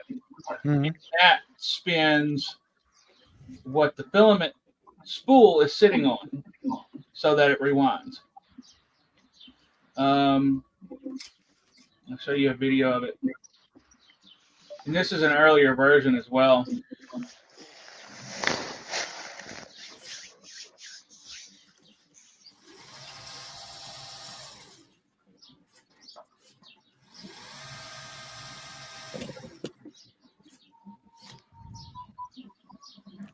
And this is all just done by the force of the filament being pushed back through the tube. It's incredible how good it works. Better than you can never get nuts in your filament when it pushes it back. Right. Okay. What And the about? other thing too that's really cool here is this is being done with a enraged rabbit. Why isn't the filament going up in the air and the spool is spinning? What's turning the spool? Nothing? The filament itself pushing back through the tube from the MMU is driving the roller that the filament is sitting on. Huh. My question is, what happens on the other end? What do you mean? Like What happens on the other end? Like with the bamboo, you got the poop chute. Oh, I mean, just normal MMU stuff. Like on like the Prusa's MMU would do like a purge block or something. The bamboo has a spool winder and it rewinds it, but yeah, the bamboo has it motorized. The whole point of this is to not have to have anything else electronic. wow, that's cool. That it actually goes back on the spool, Right, and it doesn't just go up in the air. Dreams, I don't think it would handle the larger spool. So this is really just going to be for single kilogram spool. But I mean, you know, Bamboo's AMS does that. You know, my thing is I've got 19 lanes on my trad rack, so minimal cost per spool is the idea. And these are relatively cheap. It's like 5 bearings. There's one special one-way bearing that you've got to get that's like they're $1 a piece or something, so that's not too bad. Are the reels in a guide so they can't bump each other and then bind? Yeah, there's ridges on the spool rollers. Okay. And like I said too, this is an older revision. They're already on the second version. What's it But the called older again? revision had it working this well. The big thing is, you know, I designed my filament holder to have 100 millimeters in between spools, and these only take up 80. So I can fit these in place in my filament cabinet the whole width wide. And yeah, I mean the PC Van Valet or whatever,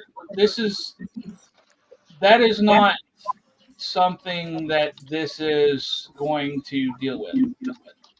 All multicolor 3D printing has that issue. Except for like tool changers. But you know, I don't see anybody trying to make an 18 tool changer, and I'm going to have 18 different filaments that I can access with my strad rack. So you got bamboo by 2. Well, I mean, with the bamboo, you go to what is it, 16? Yeah. But you've got to buy a $350 AMS. Yeah, I know. You got to buy 4 of them. You can always reload your 4 spooler too. If you're not going to reuse slot 1, 2, or 3, once 4 is going, you could technically reload them with a different color and keep doing more, but you'd have to be there to do it. Yep. Yeah, I've done that before. I've done 6 colors in one print just by doing that. The idea is this is going to be, you know, an active dry box because I'm going to have a heater on it. I've got this stuff. I've just got to write the code to monitor humidity and temperature, and I'm going to monitor it on an ESP32. But this was the big holdup was how do I handle buffering, especially because it being such a large printer, I've got a ton of filament that gets unloaded. But one thing I was saying too is, you know, a big issue I have is, or a big issue with this system is the torque of the motor unloading the filament. On the Enraged Rabbit, you have a motor that's driving a shaft that turns a bunch of filament drive gears, and it's just you change the pressure on the idler to activate each lane, whereas on the trad rack, the motor is directly driving each individual lane. So the main drawback to this design is solved by using a trad rack instead of an Enraged Rabbit or a Prusa. So, Nice. Okay, guys, I've got to go. Getting a Alright. visitor. Thank you, Vince, for stopping Care of in. it. I hope you're doing well, and we'll see you next time. I hope. Yes. So I'm still working. In about 2 weeks, I will be back. Have a wonderful day, my friend. Take care. See ya. Bye, everyone. Bye bye. Here's a link if any of our maker friends like to drop in that we know. You're welcome to come in on camera, and you're welcome to promote yourself or show off what you're working on. I have no problem with you plugging yourself or what you got going on, as long as it's hobby related. We know who you are in chat. We can have up to 10 people at a time on screen. And here's something I want to share real quick. Anybody that's wondering what the inside of my 60-watt JPT fiber laser looks like from How TN, I had to take it apart the other day to check some things for the company. And here's some pictures of what it looks like. That's with the side panel off right there. Got a couple power supplies and a driver unit there.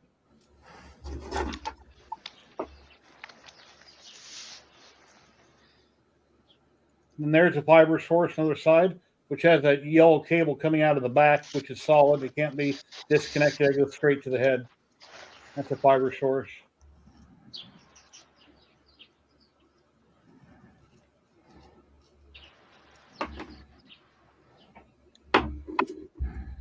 And Kenny has, I think, 120 watts. So yours might look exactly the same, or it might have a beefier power supply on the one side, or it might have two bigger ones instead of the one big and small.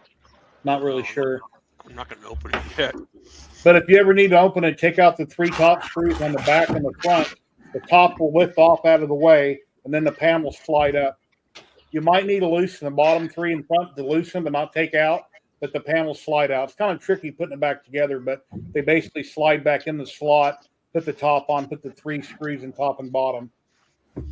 The screws on top are short. The ones along the bottom on front and back are long. Hey, Jerry or Matt, is it cool if one of you I see it. plug 3D printing professor? We had him on last week, and he is 5 days to go with his Kickstarter campaign. He's really amping up his toy design, and this has been a phenomenally great Kickstarter for him. And he didn't really plug himself last week, so maybe we can pull up his campaign and just show everybody real quick. That'd be cool. Pull up the page and I'll share it, Josh. You can talk about it. You know more about it than I do.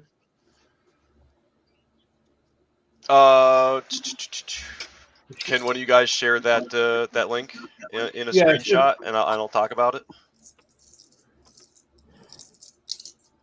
Yeah, this link right here that I just shared. Yep.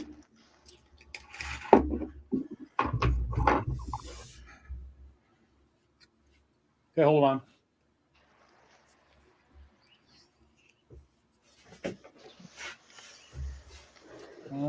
Present, share screen. But it's oh my god, pronunciation is probably going to get butchered. It's Chiluthu, right? And friends. So That's a weird name.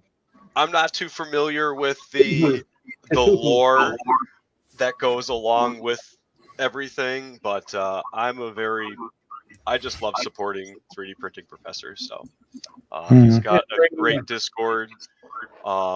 He does great design work and showing people how to get into the design aspects of it. Just very playful, very humble guy. And he does a lot for the community, and yeah, so he's take care, Sergio. Have a great weekend.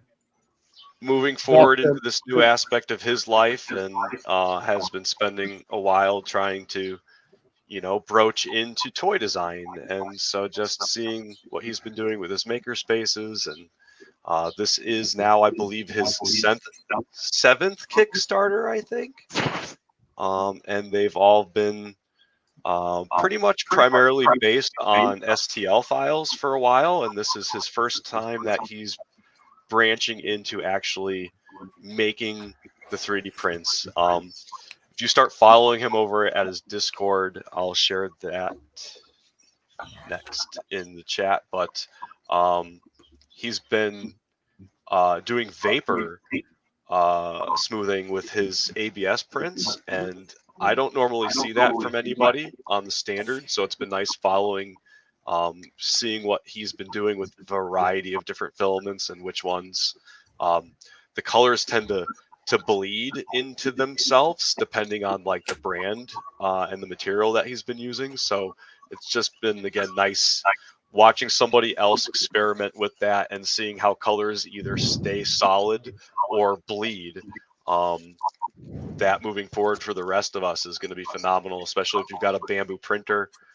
I know I went to a farm recently and they were spitting out amazing amounts of just, I call them tchotchkes, they call them fidgets, but similar to 3D printing professors' designs. They're just very intricate, and I think bamboo is really showing just how detailed prints can be at a 0.4 nozzle at the speed that they're going. It's been phenomenal. I don't know if it's the way that they purge, but it's been great seeing.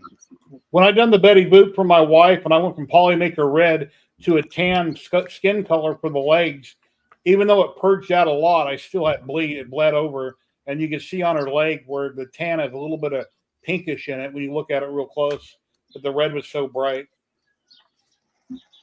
But this, again, he's a great guy trying to do awesome things. The campaign, it's a little pricey, but that is pretty much showing you just where we've gone. It's doing phenomenal with where it's at right now, and I think we're up to a good handful. He's trying to do a tower, which is cool, kind of like a throwback to collecting and having a carry on go with your characters that you're collecting. But right now we're up to 16 characters. So I think that's a good round. That he tends to get about 16 or so, 20 designs. His last one was Print-A-Blocks with mechas. So that was kind of fun to have like a mecha design with his Print-A-Block structure that he has for free on printables.com.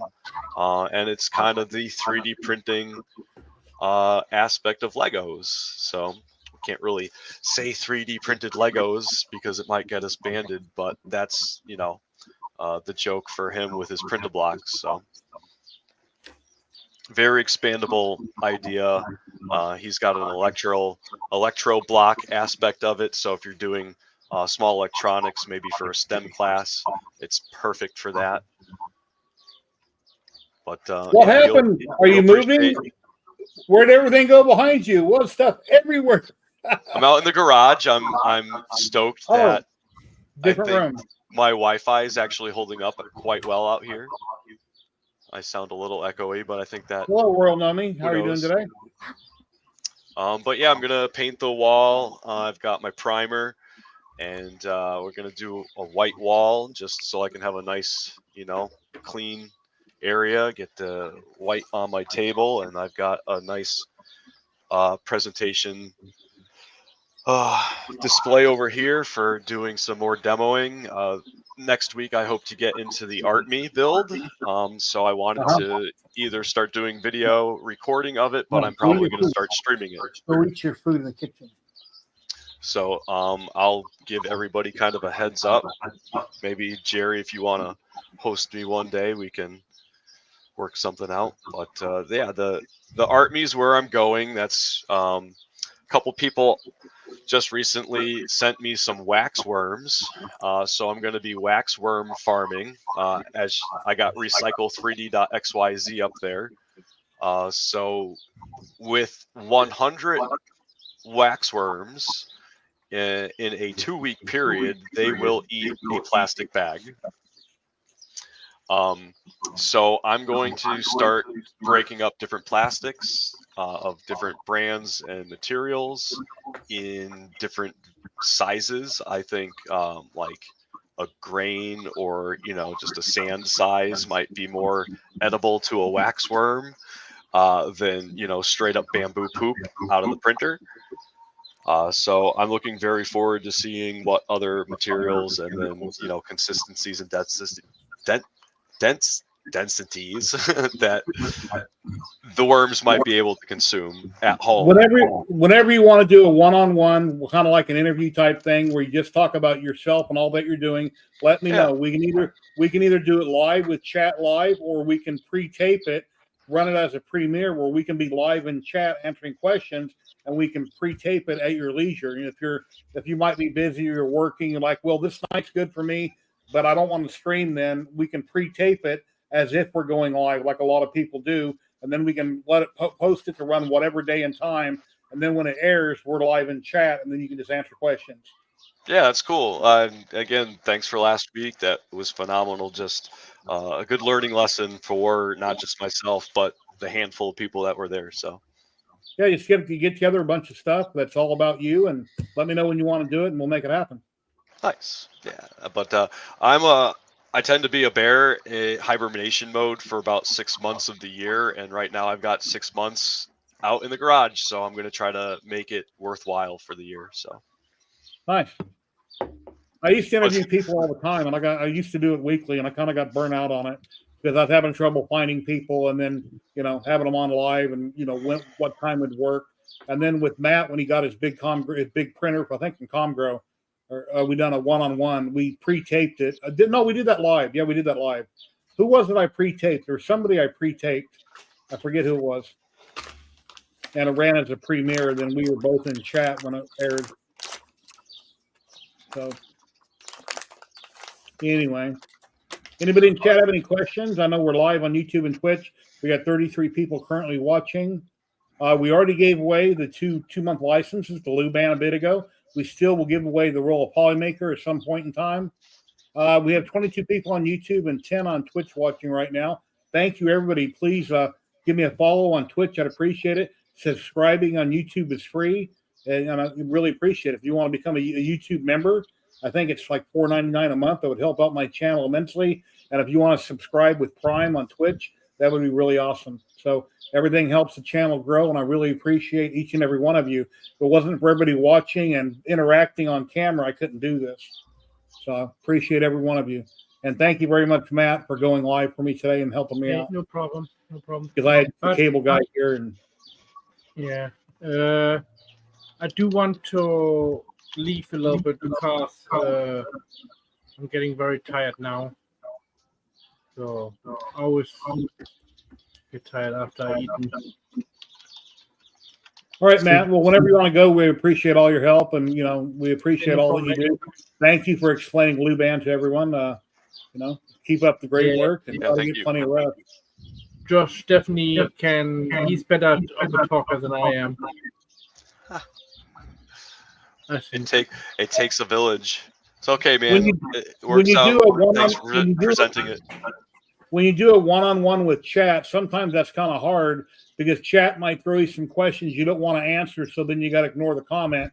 If you do it privately, run it as a premiere, it's just me and you talking, or you doing all the talking, however you run it. Then when we run it live, then chat can interact with the tape version.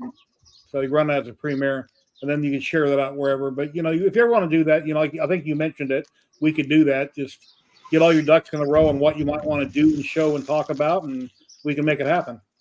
All right, guys. I'll see you guys later. I might be. Take care, Matt. I'm not sure yet. Have a great day, Matt. Thank you. Be well. Yeah.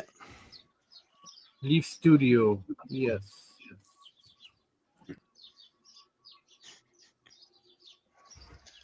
Zach asked, Zachary, Kenny, Josh, anything you want to talk about?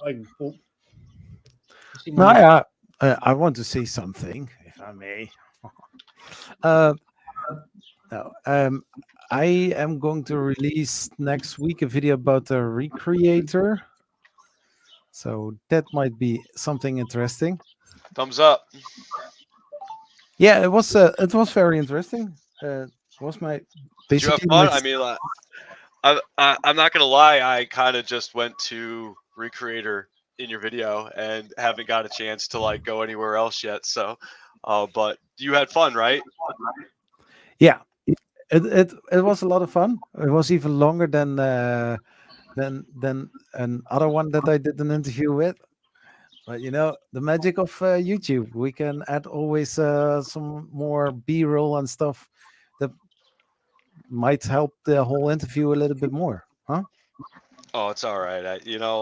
I'm grateful for anything. I just want to know that you had a good time at the event overall. That's. Did you get there yourself? Did you have any help? Yeah, LDO, and therefore I also said to Jason, one of the things um, that I did was also an interview with LDO. It was my first ever interview. It's Awesome. not basically an interview, but just asking some questions, and he gets to the whole product line and talking about it. So that video will also be up, I think, this week, the coming week. I mean, When I used to do one-on-ones with different makers, I'd send them a list of like 5 questions that I would ask them in advance. Or I'd say, "Are you okay with me asking about your family, or where do you live at, or different things?" That way, I don't spring on them. You never want to spring something on somebody on camera, and they're like, "I'm not going to answer that." Do take care of that in advance. yeah. The thing is, Jerry, you can always cut those pieces, those parts out. You know when it is going to come. Unless you're, I'm talking about if you're live. If you're live, you can't. So Yeah, exactly. No. These are all pre-recorded or recorded parts, so I can Yeah. always I also did the interview, I think 3 years ago, with the JLabo J1, and I also ensured with Jade, like, if there is something, or I can always edit the parts out and make a Yeah. decent video out of it. And she was totally fine with it. Or if somebody walks up and taps you on the shoulder and starts talking, you can run with it. You can always cut that out. Yeah. Yeah. Yeah, I'm always very on my guard when I'm recording stuff. Also, like the shots that I did from day 1 and day 2, I'm holding the camera, watching my screen, but I also take an eye on the people next to me, or that I don't record people paying stuff, or saying some private details. I don't know, but those things. That's Those It's for things hard. I you. mean, you're at the event, and so much is.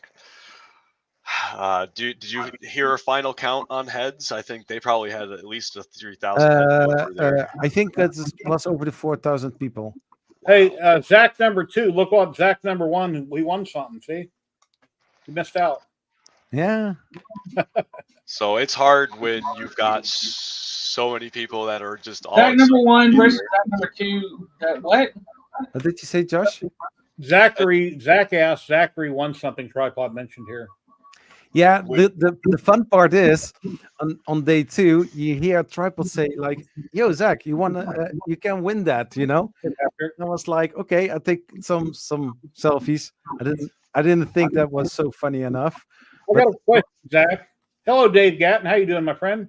I have a question. Why couldn't you take an empty suitcase inside of your suitcase, so that if you wanted to get film and all kinds of stuff, you could put it in the second suitcase, pay $50 to take it for the plane flight home? Take a bag inside a bag. Yeah, but the thing is, I travel as light as possible. I have this backpack that I can always extend a little bit more, so that I can maybe take 2 spools of filament with me. But if I'm going to buy stuff there and I have to pay like an additional stuff for the suitcase to check in, it's not going to make it any cheaper. I do have. I could have my clothes in a carry-on to go in the plane, and then I could have a suitcase with whatever in underneath the plane, and then if I bought stuff, I could just load the other one up. As long as it don't exceed 50 pounds. Go to Walmart and buy another suitcase when you get there. True. Yeah, but Zach, I don't know how close it is to where the event was or anything. Zachary, And how much fun you want to have with the TSA? Yeah, well, that's the thing is, so where are you from, Smurf? Location wise. The Netherlands. So like, is that obviously it's closer for you?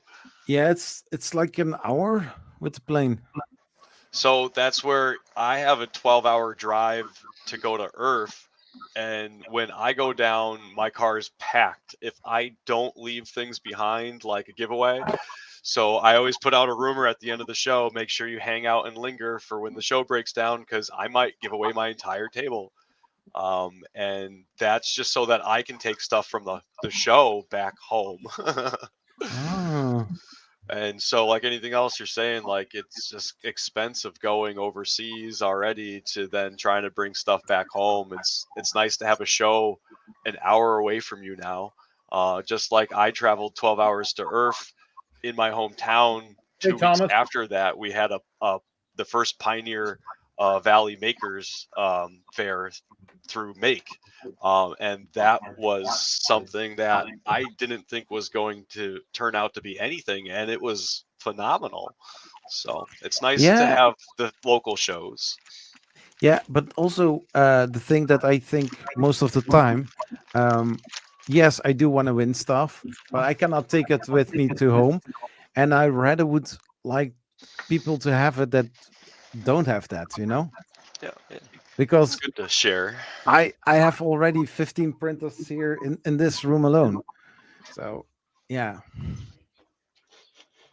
So looking at the drive time to Earth for me, right now it's 4.5 hours, and I think that's higher than normal because of that bridge that's out in Baltimore. Yeah, I was kind of worried I mean, it's not hopefully going to affect anything that I've got going on, but you know, obviously everybody else is going from that direction. Yeah, basically it just kept you from having to go through downtown Baltimore. Now you basically have to go through downtown Baltimore coming from the south. I don't know. I could come up to Eastern Shore and go through Delaware, stop by Prentice Solid. Yeah. Zach Ass and Dave Gatton, I have a question regarding my latest video that I did on the Seagull.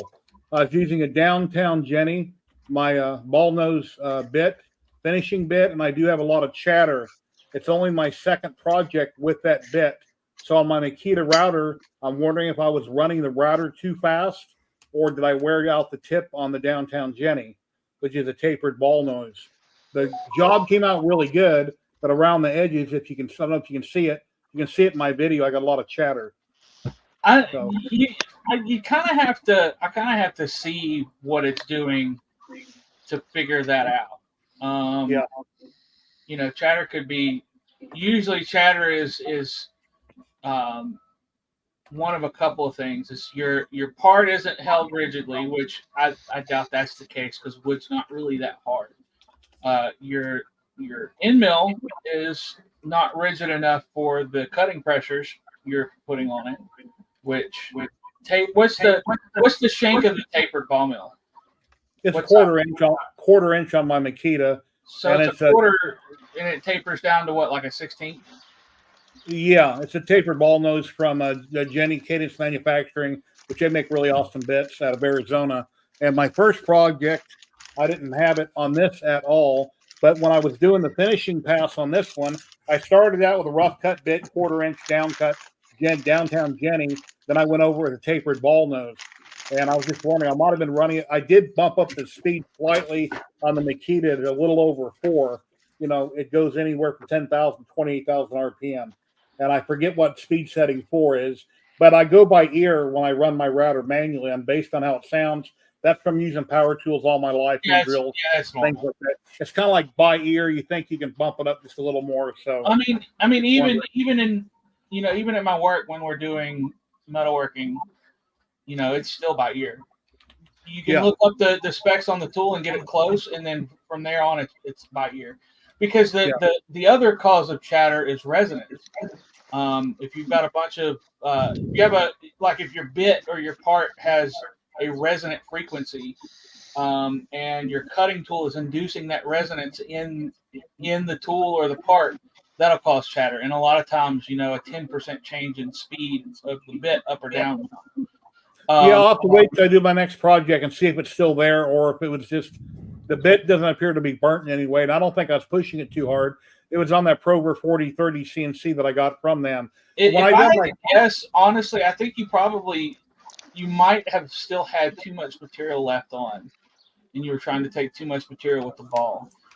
What I would suggest would be that's a quarter shank with a 16th tip.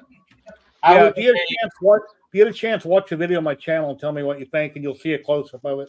I would get hold on, I'm gonna pull it up while we're talking here, because I'm not gonna have time any other time probably. On my first job, where I got the scar right across Punisher's face, my gantry went wonky. I was on my first pass, clearing pass. This is maple, I believe. I'm pretty sure it's maple. And my gantry went cockeyed as it was going back, and then the blade just burrowed right across of it. Let me share that. Had a few people mention to me. So I've got the audio off. Let's see here.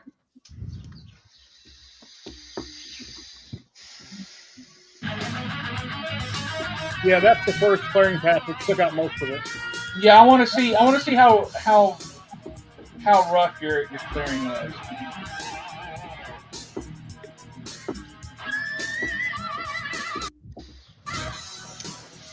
That's copyright free music, so I can't get in trouble. Well, I mean, I've just got it muted because I don't care about music. I want to talk. So here you can see how much material it's removing, right? Yeah. And did you take more than one clearing pass, or did you only run the finish pass? Only the one clearing pass. So what I would suggest, and this will take more time, but it will result in a much better finish. I would get another ball end mill, slightly larger in diameter than what you have. Cut it with, what did you leave on there, like 10, 15 thousandths or something, 20 thousandths? I don't remember. So you want to clear with the flat end. Take a large ball and pre-finish. Leave a very small amount left on the surface. I would suggest maybe like 20 thousandths is probably good. Wood's a little weird. Each species, each cut of wood is going to be a little bit different, but I think 20 would probably be pretty good. And then from there, finish with your tapered ball. Likely, if I had to guess, you were overloading the tool and it was deflecting, and that will cause chatter. So what were these bits you were using? You call them down? They're Jenny. Just type in jenny.com. They're Jenny bits from Cadence Manufacturing. They're all the rave, all over socials, everywhere. Everybody loves Jenny bits from Cadence. He's out of Cody is out of Arizona. Yeah.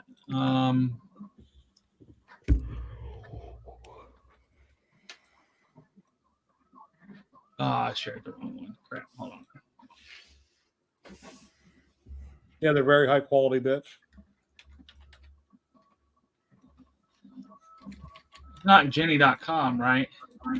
You can get there by Jenny. Well, I don't know if you can get there. Just type in Jenny bits, and they'll pull up a link for Cadence Manufacturing. Yeah, here we go. Yeah, that right there, that first three is the ones I bought right there. They're in black. Those are the ones that I was working with.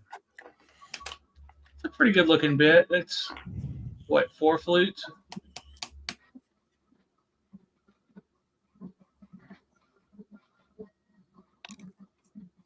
Yeah, when I ordered that starter set right there, those particular ones, Cody got a hold of me. He said, "Hey, I included the free Jenny bit for you, 1/4 inch." But when I opened up the package, it's like there wasn't. But that's okay. I appreciate the thought. He must have put it in somebody else's order. He wrote me a note that he had given me a free bit.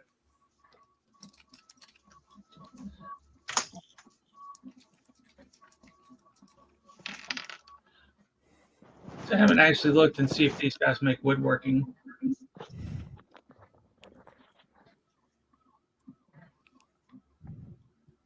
And I've never tried a compression bit before. Yeah, compression's good for cut through. For the kind of stuff you're doing, down cut's fine. I got a sheet of aluminum I'm going to be doing some tests with, but I haven't cut into it yet. And I know I can cut steel extremely slow, but I don't really have a need to because bits cost so damn much money. And one little mistake, snap, and there went $30 or whatever. I'm about to show you something that's going to change your mind on that. Someday I want to get a 150 CNC and put a air spindle on it. Check that out. 1/4 inch 2 flute, $10. I work at a $17 million company that has less than 50 people, and we do nothing but research and development work for aerospace. This is where we buy our end mills from. So if that's not an endorsement for quality, you know. Can you share that link in private chat? I'll post it in publicly also. Yeah, it's just online carbide is all it is. Online carbide. Yep. Come right down. $10, and that's for a 1/4 inch ball. They're not going to have that tapered ball. That's kind of a specialty thing for woodworking. But like this, you know, we'd use this on surfacing aluminum all the time. But that'll be just as good on wood as it would aluminum. For doing the tiny detail work, right here. Here's a 1/32 flute ball that has a that image isn't right. A 1/8 shank diameter. So if you could put a 1/8 bit in your CNC, which I imagine you have to call it for, that right there will do some really, really good fine finishing. But the thing is, you gotta work your way down. You know, you've got to. The smaller tool, the less material it can remove without chattering or breaking.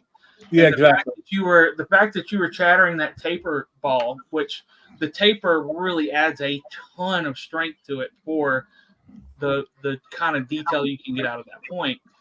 Part of your issue is you didn't take your roughing passes close enough. And the fix for that is to go to work your way down to progressively smaller ball end mills.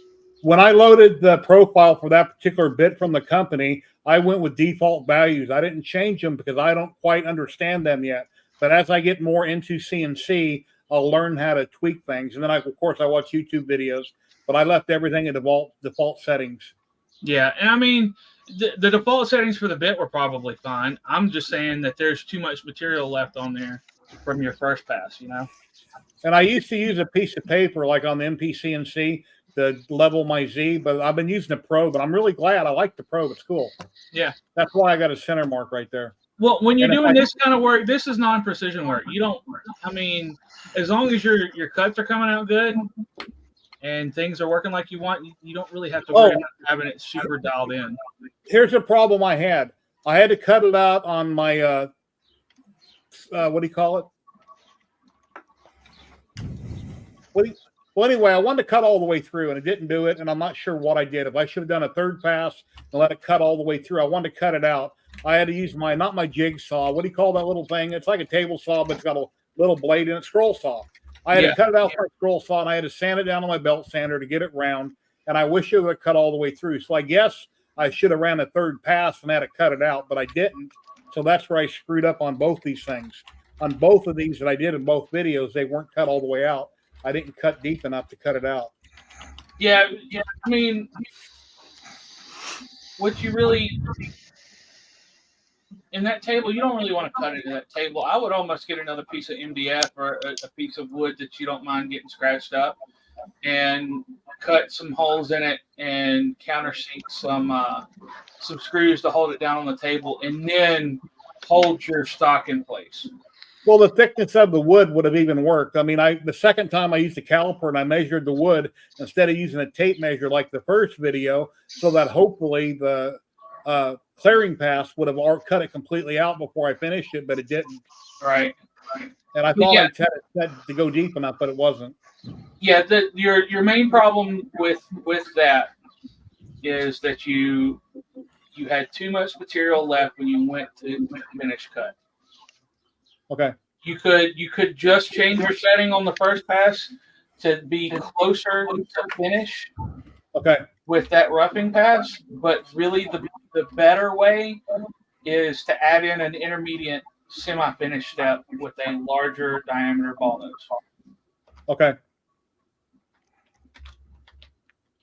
And all right, well, I'll work on that. When next time you're working on this, if you need my help with anything, you know, I'm busy, but I can always talk on Facebook Messenger. Okay. So just shoot me a message. I don't mind helping. Okay. I appreciate it. Yeah.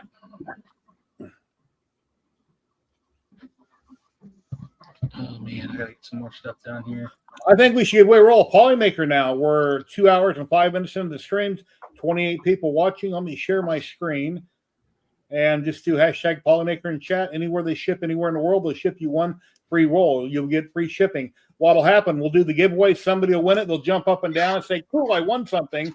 I'll give you my email. Simply email me later after the stream. I will send you a link that you fill out with Polymaker, and then they will send you a code, and you'll get free shipping on it anywhere that they ship to.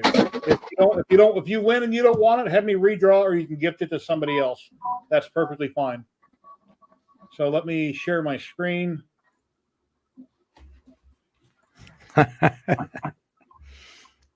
Let me turn off the banner.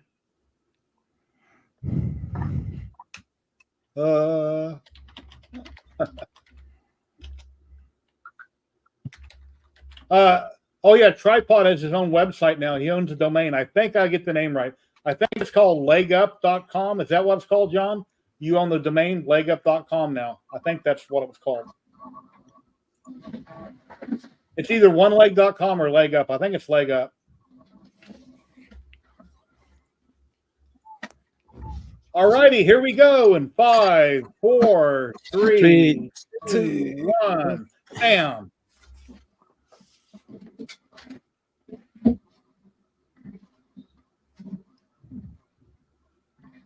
Yay, Stephen Poole!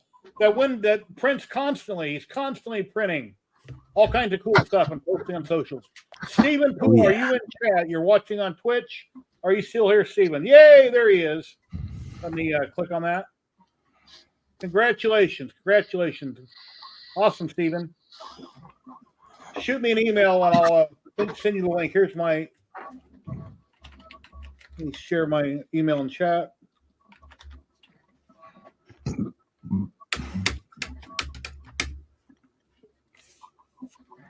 Sure, I spelled that right. Yep. JMF1 at yahoo.com. Yahoo! Congratulations, Stephen. Let me write that down. Hey, somebody's got to give Yahoo some love.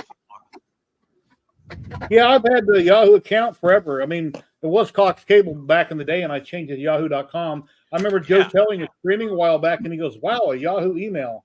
He hadn't seen that in a while. Well, I didn't know there was such a thing that was different. I've had Yahoo forever, ever and ever. Yeah, that's another bone I got to pick with Cox. I mean, they even congratulations. they're expensive, but yet they charge you. They don't even give. Try again. They don't provide email there.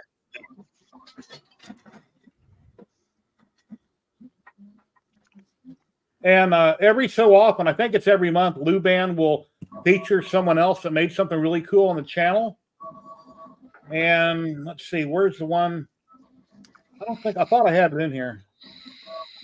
They featured my alien on there at one time. I don't see the actual picture. I think it was this one here, but then it said make it big, and they showed that on there. I don't have the actual picture. I saved it on my hard drive, though. Anyway. Very cool. So we gave away 2 licenses to Luban today, a roll of Polymaker filament, and then 3 out of 4 weeks out of the month, I give away Ziltech filament, which, let's see, next Saturday will be the 4th. April, May. Yeah, May, I'll be able to give away some Ziltech next week and Polymaker. That's cool. I wish I was rich, I'd give away more stuff. Or if I was better connected or I contacted more companies. It's all a matter of, it's like I didn't even think about giving away Luban, and Josh had a great idea, and we did it, and it happened. And thank you, Josh. Thank you, Lee Chen. Yeah, it's like anything else. I've been in his group now, I think, almost since his start. So it's good to have friends, and we all help each other out. Yeah. I was hoping to give away 1 or 2 free licenses to Qforge, and Steve has been on here a few times. The one time I mentioned it, and I go hint, and then I've never directly asked him. Yeah, just follow through with an email like anything else. Sometimes, like you said, sometimes people don't know how to react. Either maybe he was on the spot, or maybe he You just should didn't never even think about it. Never put people on the spot. But outside of that, just hit him up. He's a busy guy. He likes to chit chat and stuff. So Nice that he's been on here more than once. Yeah, I bought Huforge a long time ago when you got 2 free rolls of Polymaker filament, so it made the program free. And then I got on printables and I printed out a bunch of stuff. I done a video, had a zillion people like it, which was cool. I had a lot of people watch it, but then I never did go create anything on my own with the program that I have. It's just one of those things where the guy has too many hobbies and I get him on things and I'm working on something else.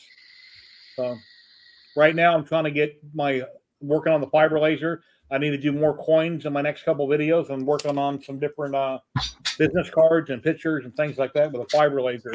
So after I get out 2 or 3 videos of the fiber laser, I need to jump over and do some. I got a couple rolls of Teach 3D filament. They sent me to try out and do a video on. I'm going to do a video on it. And yeah, just lots of stuff like that. How long have I had that now, Jerry? I don't know. You've had it for at least a month, and I don't think you've used it yet. Yeah. Month and a half. That's how fast time flies. Yeah, I started to one day. Then I found out I was going to the picnic that I went to last weekend, my old hometown. Yeah. And I had to get ready for that. I had to make door prizes, because I gave away I gave away a cross. Well, everybody knows that, but yeah, I mean, I'm dying to, because that's $7,000 sitting back there. Yeah. Yeah, I see in that hat, and I see your yellow name tag there, and I'm thinking a Buffalo Wild Wings. I know. I'm thinking a Corn on the Cob, Nebraska. I don't know why, just something with a yellow. And then, because I bought this for the picnic at the canteen at the VA, that's what they call the convenience store inside of a VA, the canteen. I bought that for the picnic, and at the picnic, I left it in the truck because I couldn't find it. So I wore another one. Yeah, I'd like to be out in the garage just working with my CNC, but then I got the fiber laser commitments that are verbal commitments that I need to get done. I need to get more stuff done on my diode laser. I got to get stuff done on my Bamboo Labs. I got so many different things I need to do, and I haven't painted in forever, so I've got so many things I want to get done. One of these days, I want to get a really big CO2 and put in the garage, since I sold my K40 about a year and a half ago. But I don't have. If I had it right now, or somebody wants to sponsor me or send it out, I don't have time to do videos on it because I got to put everything else in the back burner because there's only 7 days in a week. There needs to be like 14, and yeah, time just zoomed. I think with 14 days in a week is also not enough, Jerry. Yeah, I mean, we were unloading last Saturday, and all of a sudden, I turn around like, what the hell is going on? We're loading, loading shit back up, to leave the park. But here, I have a confession to make. I broke my 3-year-old record of no drinking. There was an after party at the Hilton Embassy Hotel in Brea, California, where the class of 70 was hanging out. I got invited because she's kind of my right hand. This lady from Huntington Beach is kind of my right hand lady when we do special things. Like we gave the founder a 10-year plaque on 10 years. I set that up, and she went and got it for me from the city. But yeah, I had 2 Bloody Marys at the after party. I broke my record, but I slept good. As long as you don't get back on the wagon, you're good then, right?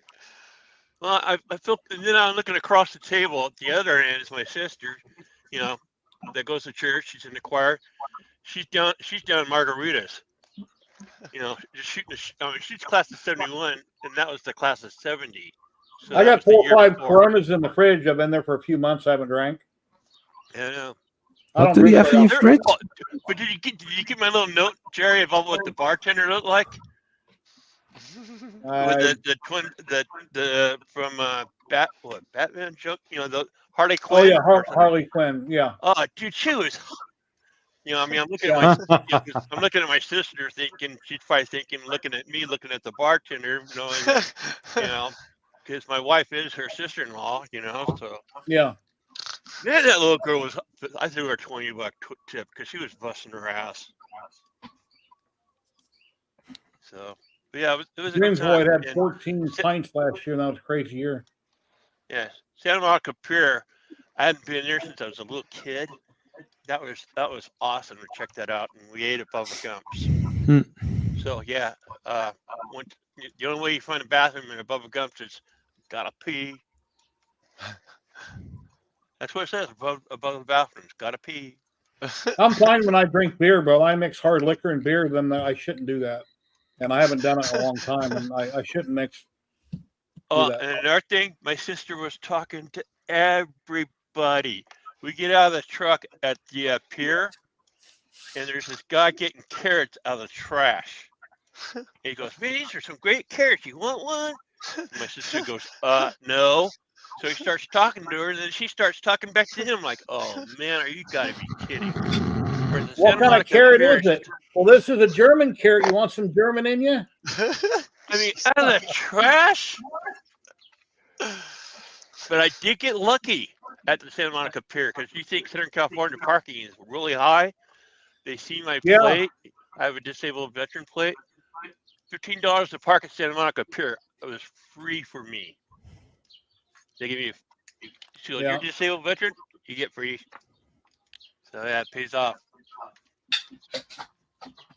I thought Zach wanted to talk about his aluminum, but he didn't. So he's like, "No, I had a local friend who asked me if I had a couple of pieces of 2020 that were 450 millimeters long, and I said, how's 2 feet work?" Wow. He's gonna come get this from me. Oh, one other thing. I know it's not 3D related, but you'll find this interesting. There were performers on the pier. I think it was like 4 or 5 guys. You know, one was like a, the old 80s breakdancing. But there was this guy, I think he was from Africa or whatever. He did stuff with his body that you should not be able to do. I swear the dude was a contortionist. I mean, he was doing the oval arm thing, and then his shoulder would wind up over there, and then it's like all kinds of crazy stuff. So it was pretty awesome. And then one guy, he's doing backflips. Santa Monica Pier is kind of a trip. If you're ever in the area, stop by there.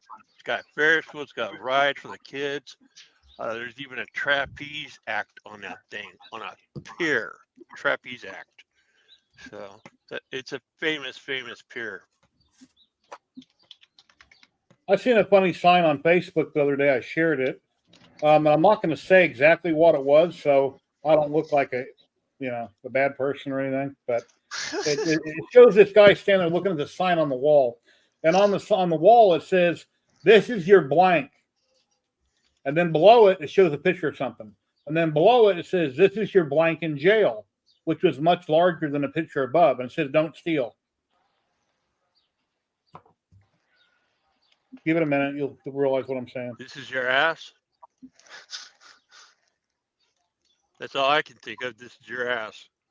This is your ass in jail. Yeah. Am I right? The conversation about the drinking at the party earlier reminded me of an old joke I used to hear told in Alabama all the time. So, how do you keep a Baptist from drinking all your beer on a fishing trip? I don't know. You bring 2.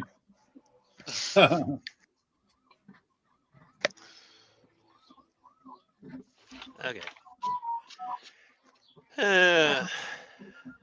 Actually, since I was a guest at the hotel, that's one thing. It was the Hilton Embassy.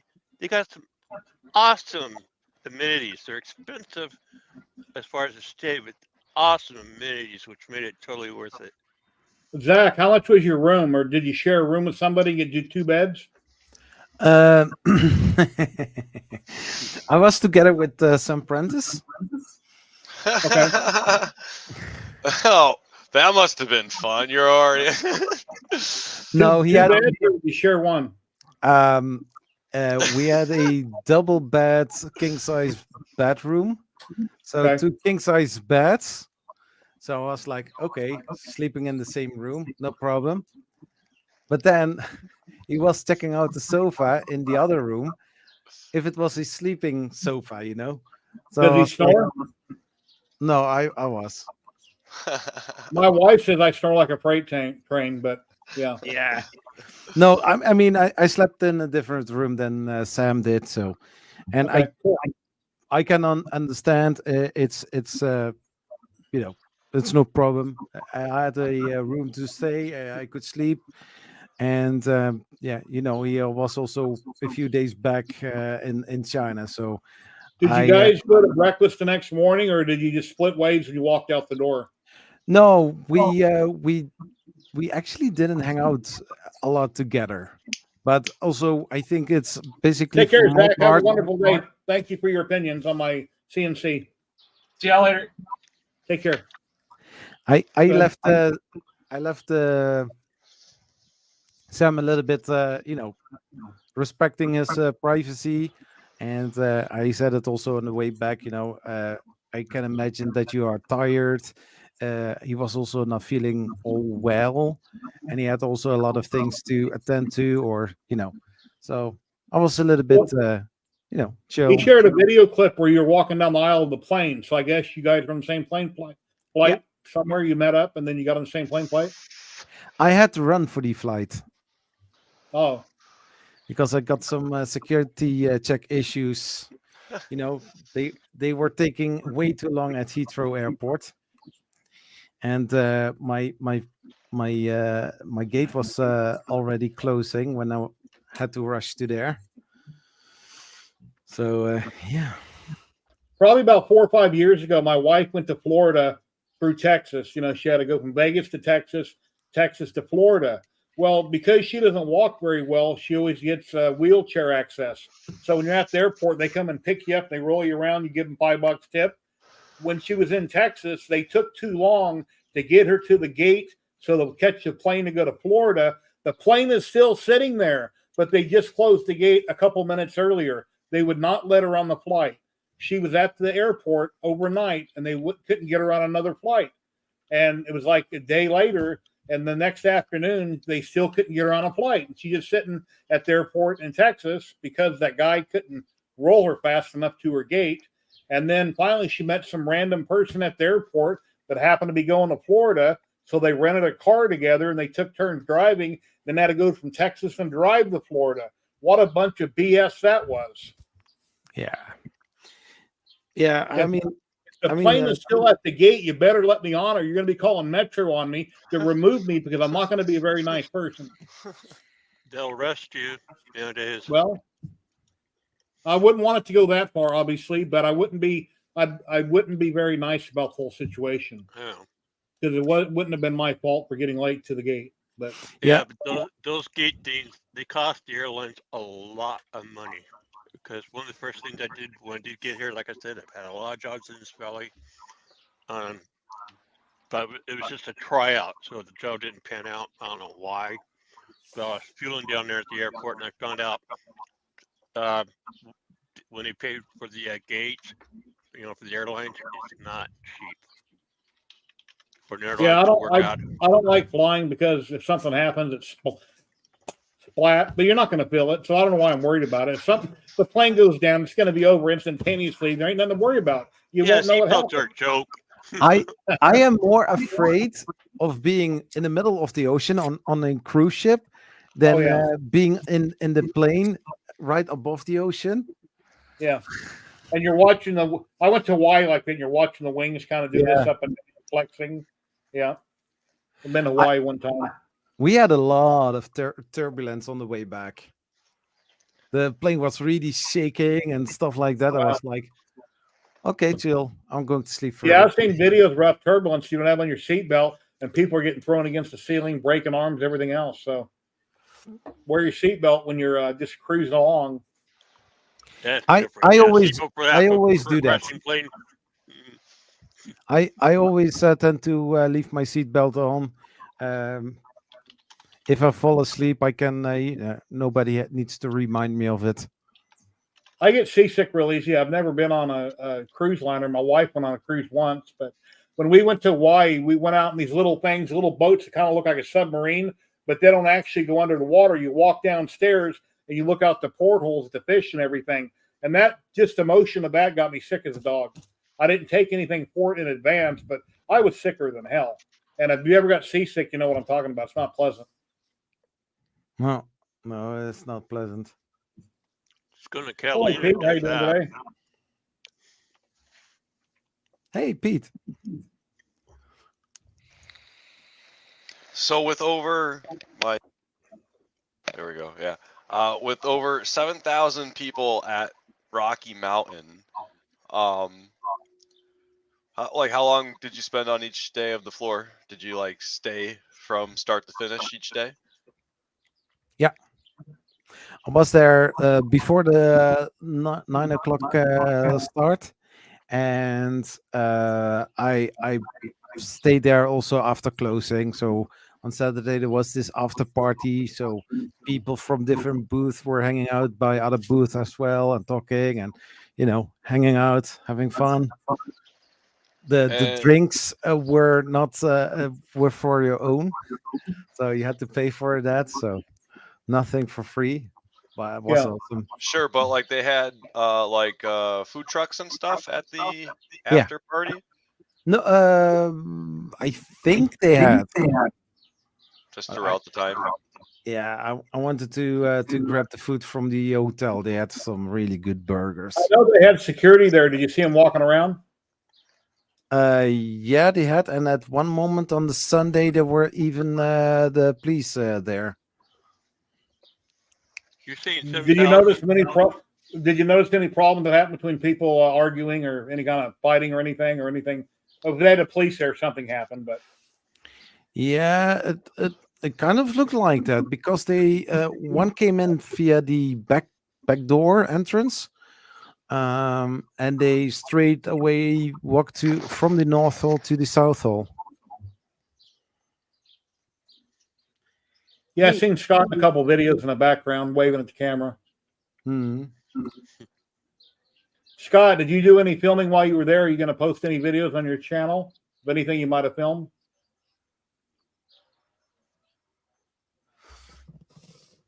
Here's a comment. Let's see. It was the hockey fans were causing the ruckus. So, hey, this isn't the hockey arena, man. Where's the hockey team? Okay. Yeah, the first day really looked slammed. The second day you filmed another hall, wasn't nearly as busy. But yeah, Saturday looked really slammed. Saturday was really busy.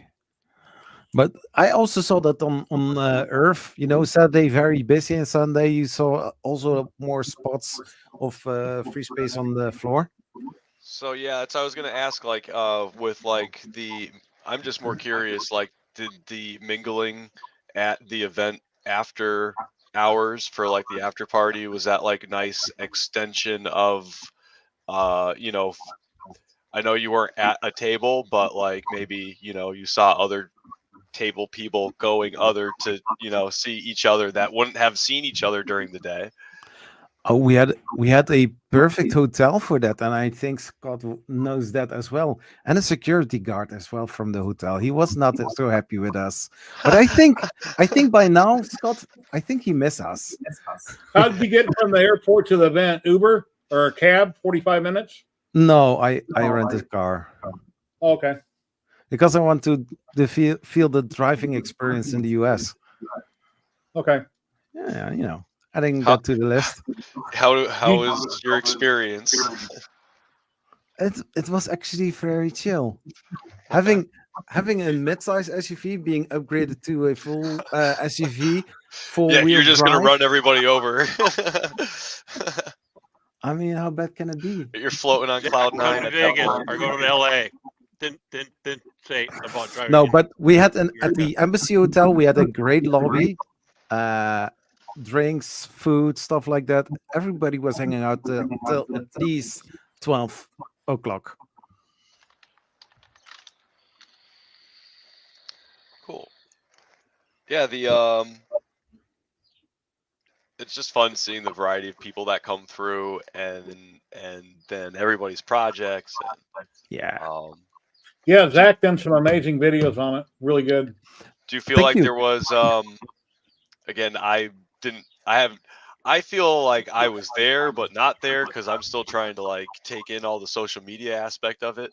But do you feel like there was primarily rep rap stuff or like an extension of like some more maker stuff, or perhaps more like science-driven crafting? From every kind of thing, like cosplay, like mini figurines, some science stuff as well. Some people, created something amazing for their 3D printers. I think also something with I think with a recreator.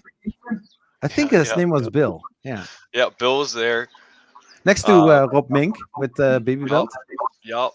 Rob's oh my god, Rob. I know Rob's still trying to catch up from last week, so it's been a really great response for everybody in the community, and I know a lot of people just made a bunch of new friends and new contacts, so it was a phenomenal week. Hey, Dum Dum, how you doing today, buddy? I had an amazing chat. I think it was on the Saturday because Mark from Pio Poly, he asked for some good burgers, and I said, yeah, at the hotel I eat my burgers there. They are amazing. So when I came back to the hotel, he was waiting on this order, and I asked him if I could join him, and he said, like, yeah, sure. So 2 hours we were talking about different kind of things, and that's about 3D printers. It was amazing. Awesome. Yeah. And so where did you stay? Because everybody needs to know where this amazing burger is. The Embassy Hotel by Hilton of Embassy Suites. It's across the venue. Awesome. I wonder how much they jacked up the prices in the area because of this event happening, or does anybody in chat know if they didn't do that and they're just normal prices? Well, I mean, from my understanding, it's nice to have the ability to come in, land, and be right across from the venue for the majority of the part. Just So, walk around. You don't have to go anywhere. I think I would be okay with paying 15% premium upcharge for just being able to be accommodated to walk cool. around. Nothing was jacked up. Yeah, I book all my also because of the tip from Sam Prentice the other time. I'm using Expedia for the flight, for the rental car, and for the hotel. I'm already checking out the prices for Earth and hotel rental and Micro. Well, what's Micro? No. That's the whole hotel brand. The hotel, the rental car, and the flight will cost me around the 1,000 euros. How much a night was Micro, John? It's not bad. That's pretty good, and that's for like 3 days. 4 days. 4 days. Okay, yeah. Because if I came, I'd want to be there on a Friday to hang out at the event, sleep, be there Saturday, Sunday, and then I guess fly back Monday. I always aim 13 hours. I always aim for being there at Thursday, having the whole Friday. Also being at the setup.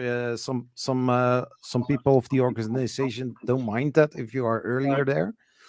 Yeah, I know in Las Vegas, where I live here in Vegas, when something big comes to town, everybody jacks up their prices, which is stupid.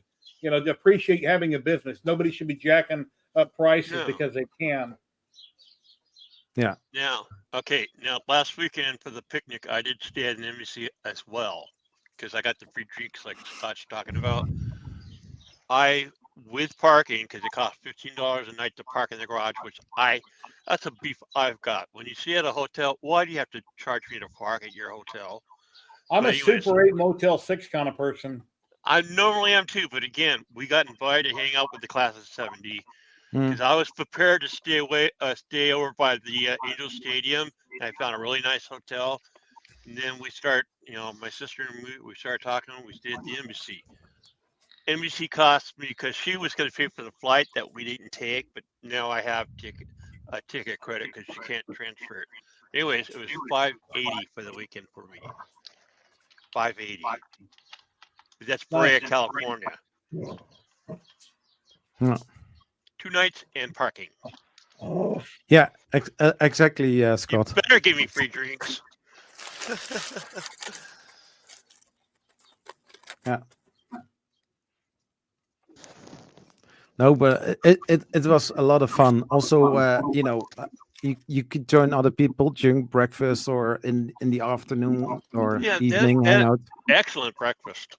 I mean, they have amenities in an embassy suites. I mean, nice amenities.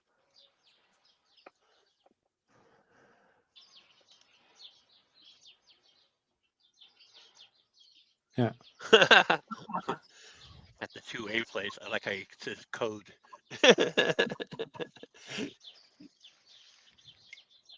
Very cool. Did you get a lot of swag to bring back with you? I know you said you didn't have room for a lot of filament, but did you get like trinkets and stuff? Did people have good takeaways? Hey, Baloo. Yeah, Good morning. I got a spool of filament from Yange He. Jam He. Um, Okay. he also said that he was later on going to contact me to send a little bit more over to try out. So that's cool. Yeah, I've tried a bunch of the resin. At one point, they had sent me 16 bottles of resin. I did some videos on for them. I've never tried out their filament. Then I've got here also a filament run out sensor called Watchdog. Like this. The guy from that booth wanted to give it to me for free. That's why I was like, no, I'm going to pay for it. And then I've got this little Libre computer board. Why is everything cool. upside down? And then a bag full of all kind of stuff. Fun. Did you get a sticker from Jamie? Does she have any left? You grab one of her stickers? I think I do not have that. No. Okay. I got a whole bunch of Making My Nexus stickers. I'm sure you saw Joe walking around there, or was he was no doubt there, right? Yeah. I also chat with him some short moments. Yeah. I was sitting also very close to the positron, unguarded. Nobody was there. And I was like, Run away with it. yeah. Put it in your pocket. Slip it into a box of filament. But the thing is, I was thinking about it. I was like, I'm not going to steal this, but what if I could do that? Nobody's actually going to like me anymore. Every printer that is very close in my proximity is going to be taken away. Nobody is trusting me. But I was also thinking about it. They were still doing some tests, fine tune everything. It's something that I am not aware of how the machine actually works. Maybe I can find it out, but I was not going to. Yeah, I've seen a lot of people were selling a bunch of printers there. And then somebody wanted, I think, $700 for a Creality belt printer that I've seen online, which is, yeah, okay. Good luck getting $700 for it. But the machine is $850. Yeah. New. Not to take light away from the official build, but isn't there a clone kit out there that I think exists of some sort? Yes, Edge 3D Scott built a bunch of different kits from a company that made different types of belt printers and different orientations. I can't think of the name of the company. It'll pop up in chat magically in a minute. Where you can convert you can convert your Ender 3s into different belt printers. Official, so yeah.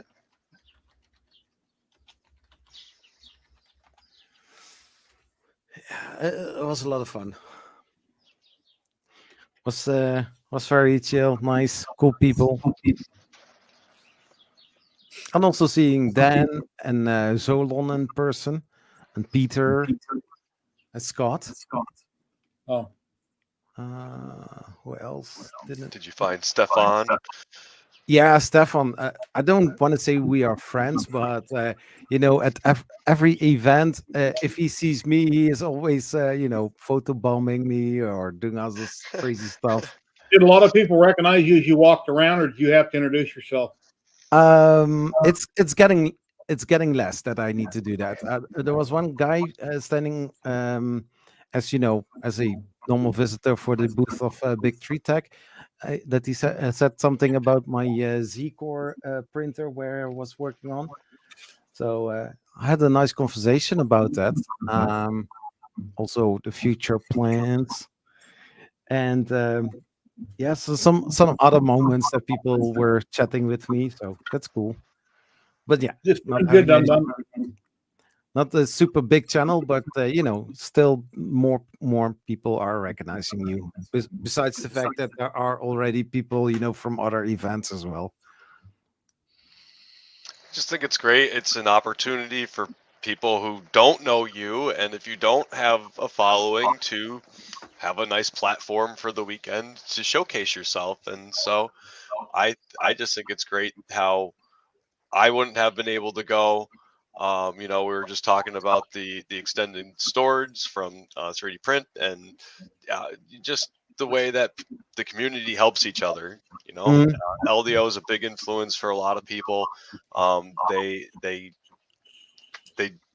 have great motors and great influence and reach, and so to think that they're going to be just helping different small people step up, it's great. Yeah, exactly. Also, that I spend a lot of time writing all booths down for a day two, where I could find names, and I try to tag them all in the video description to make sure that I didn't miss out anybody. Yeah, I was wondering about that. I watched your videos. You called out some names, and I didn't necessarily see it in the picture. And I'm thinking, how did he remember that? You'd had it made a note or something. Yeah. For the day one, I use the term unknown booth, but for day two, I was very reliant on the event plan. The whole, how is it, legend, the picture of both halls. Usually you have a plan where all names are, and I thought there were names there so that I could use in the videos, but that was not. So I had to do for the second video the whole scripting of where everybody was, so I could use chapters. Do you have a third video coming out where you just walk around and talk to people and film just to people? Because you caught the stuff in both videos, but you never had any particular one just focused on people. I didn't do that. I did do 4 interviews on day 2. Those Okay. are going to be released later. And there is also going to be a little kind of vacation or holiday type of video. Me going to the airport, stuff like that. Yeah. Then making a short overview, a summary of both days or 3 days. Something like that. So an additional 5 videos are going to be around the Rocky Mountains Wrap Up Fest. Very cool. You've done a wonderful job. So Thank you. very happy. That's why I commented on them. The second one, I think I sent you a message and then I commented after the fact, because everybody needs comments and thumbs ups on their videos. It helps the YouTube algorithm and helps grow your channel. So always comment, good, bad, or otherwise. Like when I do a video on my CNC, I ask for some opinions on what was going wrong in the video. Please try to always give me positive comments. I'd love to see them.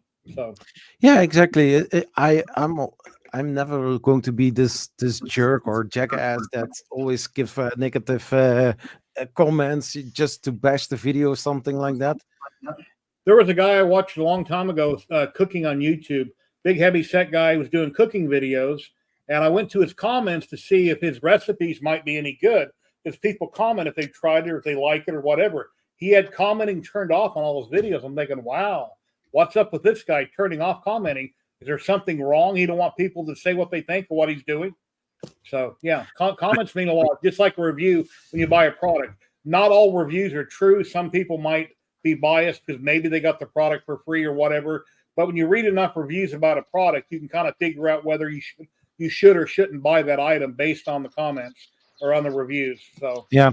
It's a good thing to use comments, because every comment YouTube also sees this.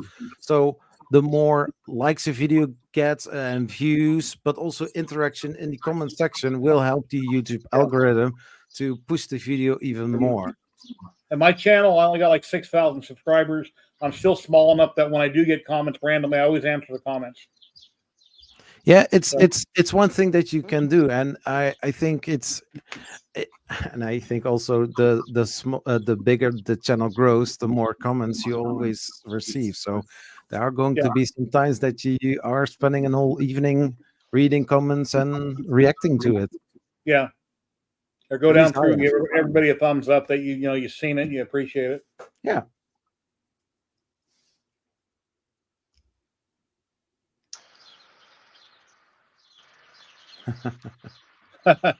Yeah, I don't know.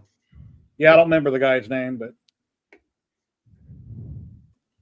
and also I watch a lot of cooking channels. I watch a lot of videos about Las Vegas when people go out to eat at hole in the walls or on the strip. Because when I want to go out to eat or find something different, I refer to YouTube to see what's where and what do they have, what's the menu look like. That way I don't randomly have to just go find somewhere. I like watching videos about it. When I eat dinner or order pizza or whatever it may be, I enjoy sitting here in the living room and watching food videos while I'm eating. I don't know why, but it's just, I like doing that. Ever go to a 5-star place that you're like, wow, these reviews are great, and then you get there and you're like, this is just not my style? Yeah, I've never been to a 5-star restaurant. I think Jerry loves Taste of Las Vegas. Yeah. Yeah, it depends on where that 5-star hotel is. I got a good story. We went over to Paris, and I never leave my basement. I never leave Massachusetts. So me to go to Paris is like just a joke. And we stomped around probably 18 hours on foot, just having a field day the first day that we were there. And we didn't eat anything until we finally went and got our meal. And we found that like 5-star place. And I'm like, all right, I'm gonna get a good meal.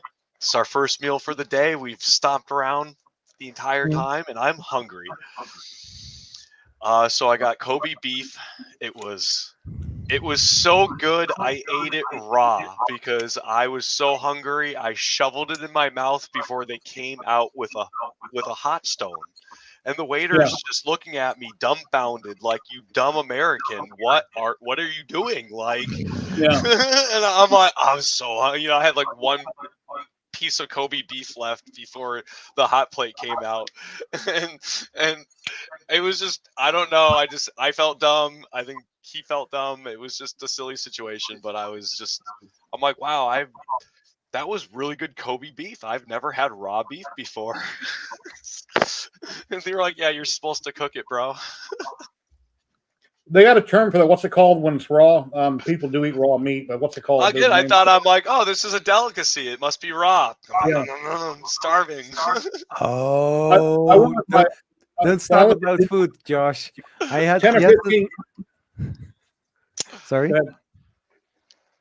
10 or 15 years ago, me and my wife went to Disneyland, probably like 15 years ago, and I'm eating at a lot of different food places, and I wasn't as heavy as I am now, but she's like, why are you still eating? It's like, we're at Disneyland. I want to try this. I want to try that. I want to try this. It's like, Of course. I got yesterday questions in the chat. If I try there you go. The Rocky Mountain oysters. That's what I couldn't think of. Steak tartare, eating it raw. Yeah. And I was like, oysters? I thought it was a slang for some female body part. So I would never eat Rocky Mountain oysters. I don't know. So Cowballs, not for me. So I said to her I'm all not the an time, oyster man. No. You bite into it and you squirt mayonnaise all over your wife or something. No, I don't do that. So I was thinking about females, and I said, well, I did see a lot of nice oysters. Oh, okay. Yeah. I mean, I don't mind a juicy taco. And then Tripod asked the same question. I was like, we are talking you guys about yourselves up. we are not talking about females, I guess. So Hard Rock Casino used to have a Mexican place called Pink Taco in it. Oh, jeez. So I did look it up, and I Pink saw what it Taco was. is an LA place, so All right. that's where it came from. But it was hilarious. Pink taco is better than calling it pink tuna, right? Yeah, exactly. Yeah. Thank you, guys, the Jedi. Making me blush over here, guys. We got to change the subject. Yeah, let's get back off. Let's talk about 3D printing and stuff. You had me see Well, blushing. you know, Andrew Josh, Zimmerman, yesterday. he's also ate in the other part, not the Rocky Mountain, but the other part. You know, I remember when he used to do the freaky food show. Andrew Zimmerman. I mean, he used to go for the whole Monty and all. You know. There's not only a full Monty, there's also a full mouth. Oh, before we change the subject, that show Fear Factor. Everybody remembers Fear Factor, right? Well, there was a food challenge on there one time. This lady puts it in her mouth, she's chewing on it, and you know what she tells Joe Rogan? She goes, "This tastes like a condom." That's what she told him on the show. Oh. His eyes perked up about that big, like, "Oh yeah, really?" It's like, hey, she Okay. signed off a waiver on that. She was okay. Yeah, it's fine. You paid me some money. It's cool. Yeah. Anyway, let's see what other channels are out there so I can rate into somebody. Let's see. Free Heathen is on right now. He's got 30. I'm not sure what he's doing or how long he's been on. Why isn't Maker Deck's not even on my list? It's normally here. What happened to it? Well, So I guess YouTube doesn't have like a push, right? So that's just on. Oh yeah, you can do a redirect on YouTube. Oh. I've never done that on YouTube. If somebody else would have to be live, I've never done that. Yeah, it does work, but the channel needs to have you on the list of redirects. Okay. So you'd have to set it up with somebody in advance. Yeah. All so right. that you cannot rate unless the person who does that knows your channel, or All right, everybody. Well, I'm gonna peace out. Get my wall painted. Good chatting with everybody. Let me get the raid started here real quick. Thank you very much, Josh. I really appreciate you being on. Thank you with Luke Chen and the giveaway that we did. Kenny doesn't know we're going to be leaving. He can't hear us. He'll find out in a minute when he turns around and we're gone. Take care, everyone. Anyway, we got the raid starting now. Everybody on Twitch, thank you. Have an awesome day. We'll be back next Saturday, same time, same bat channel, 12 p.m. Pacific. Please like, subscribe, share, follow, and all the good stuff. Starting the raid now on Twitch. Everybody watching on YouTube, I really appreciate each and every one of you. Please comment on the video. Take care, everybody. Kenny, come on, Kenny. Look at the screen. Take care, everybody. Have an awesome day. Take care. See you later. Bye-bye. Bye-bye. Wrong one. Let's do this one.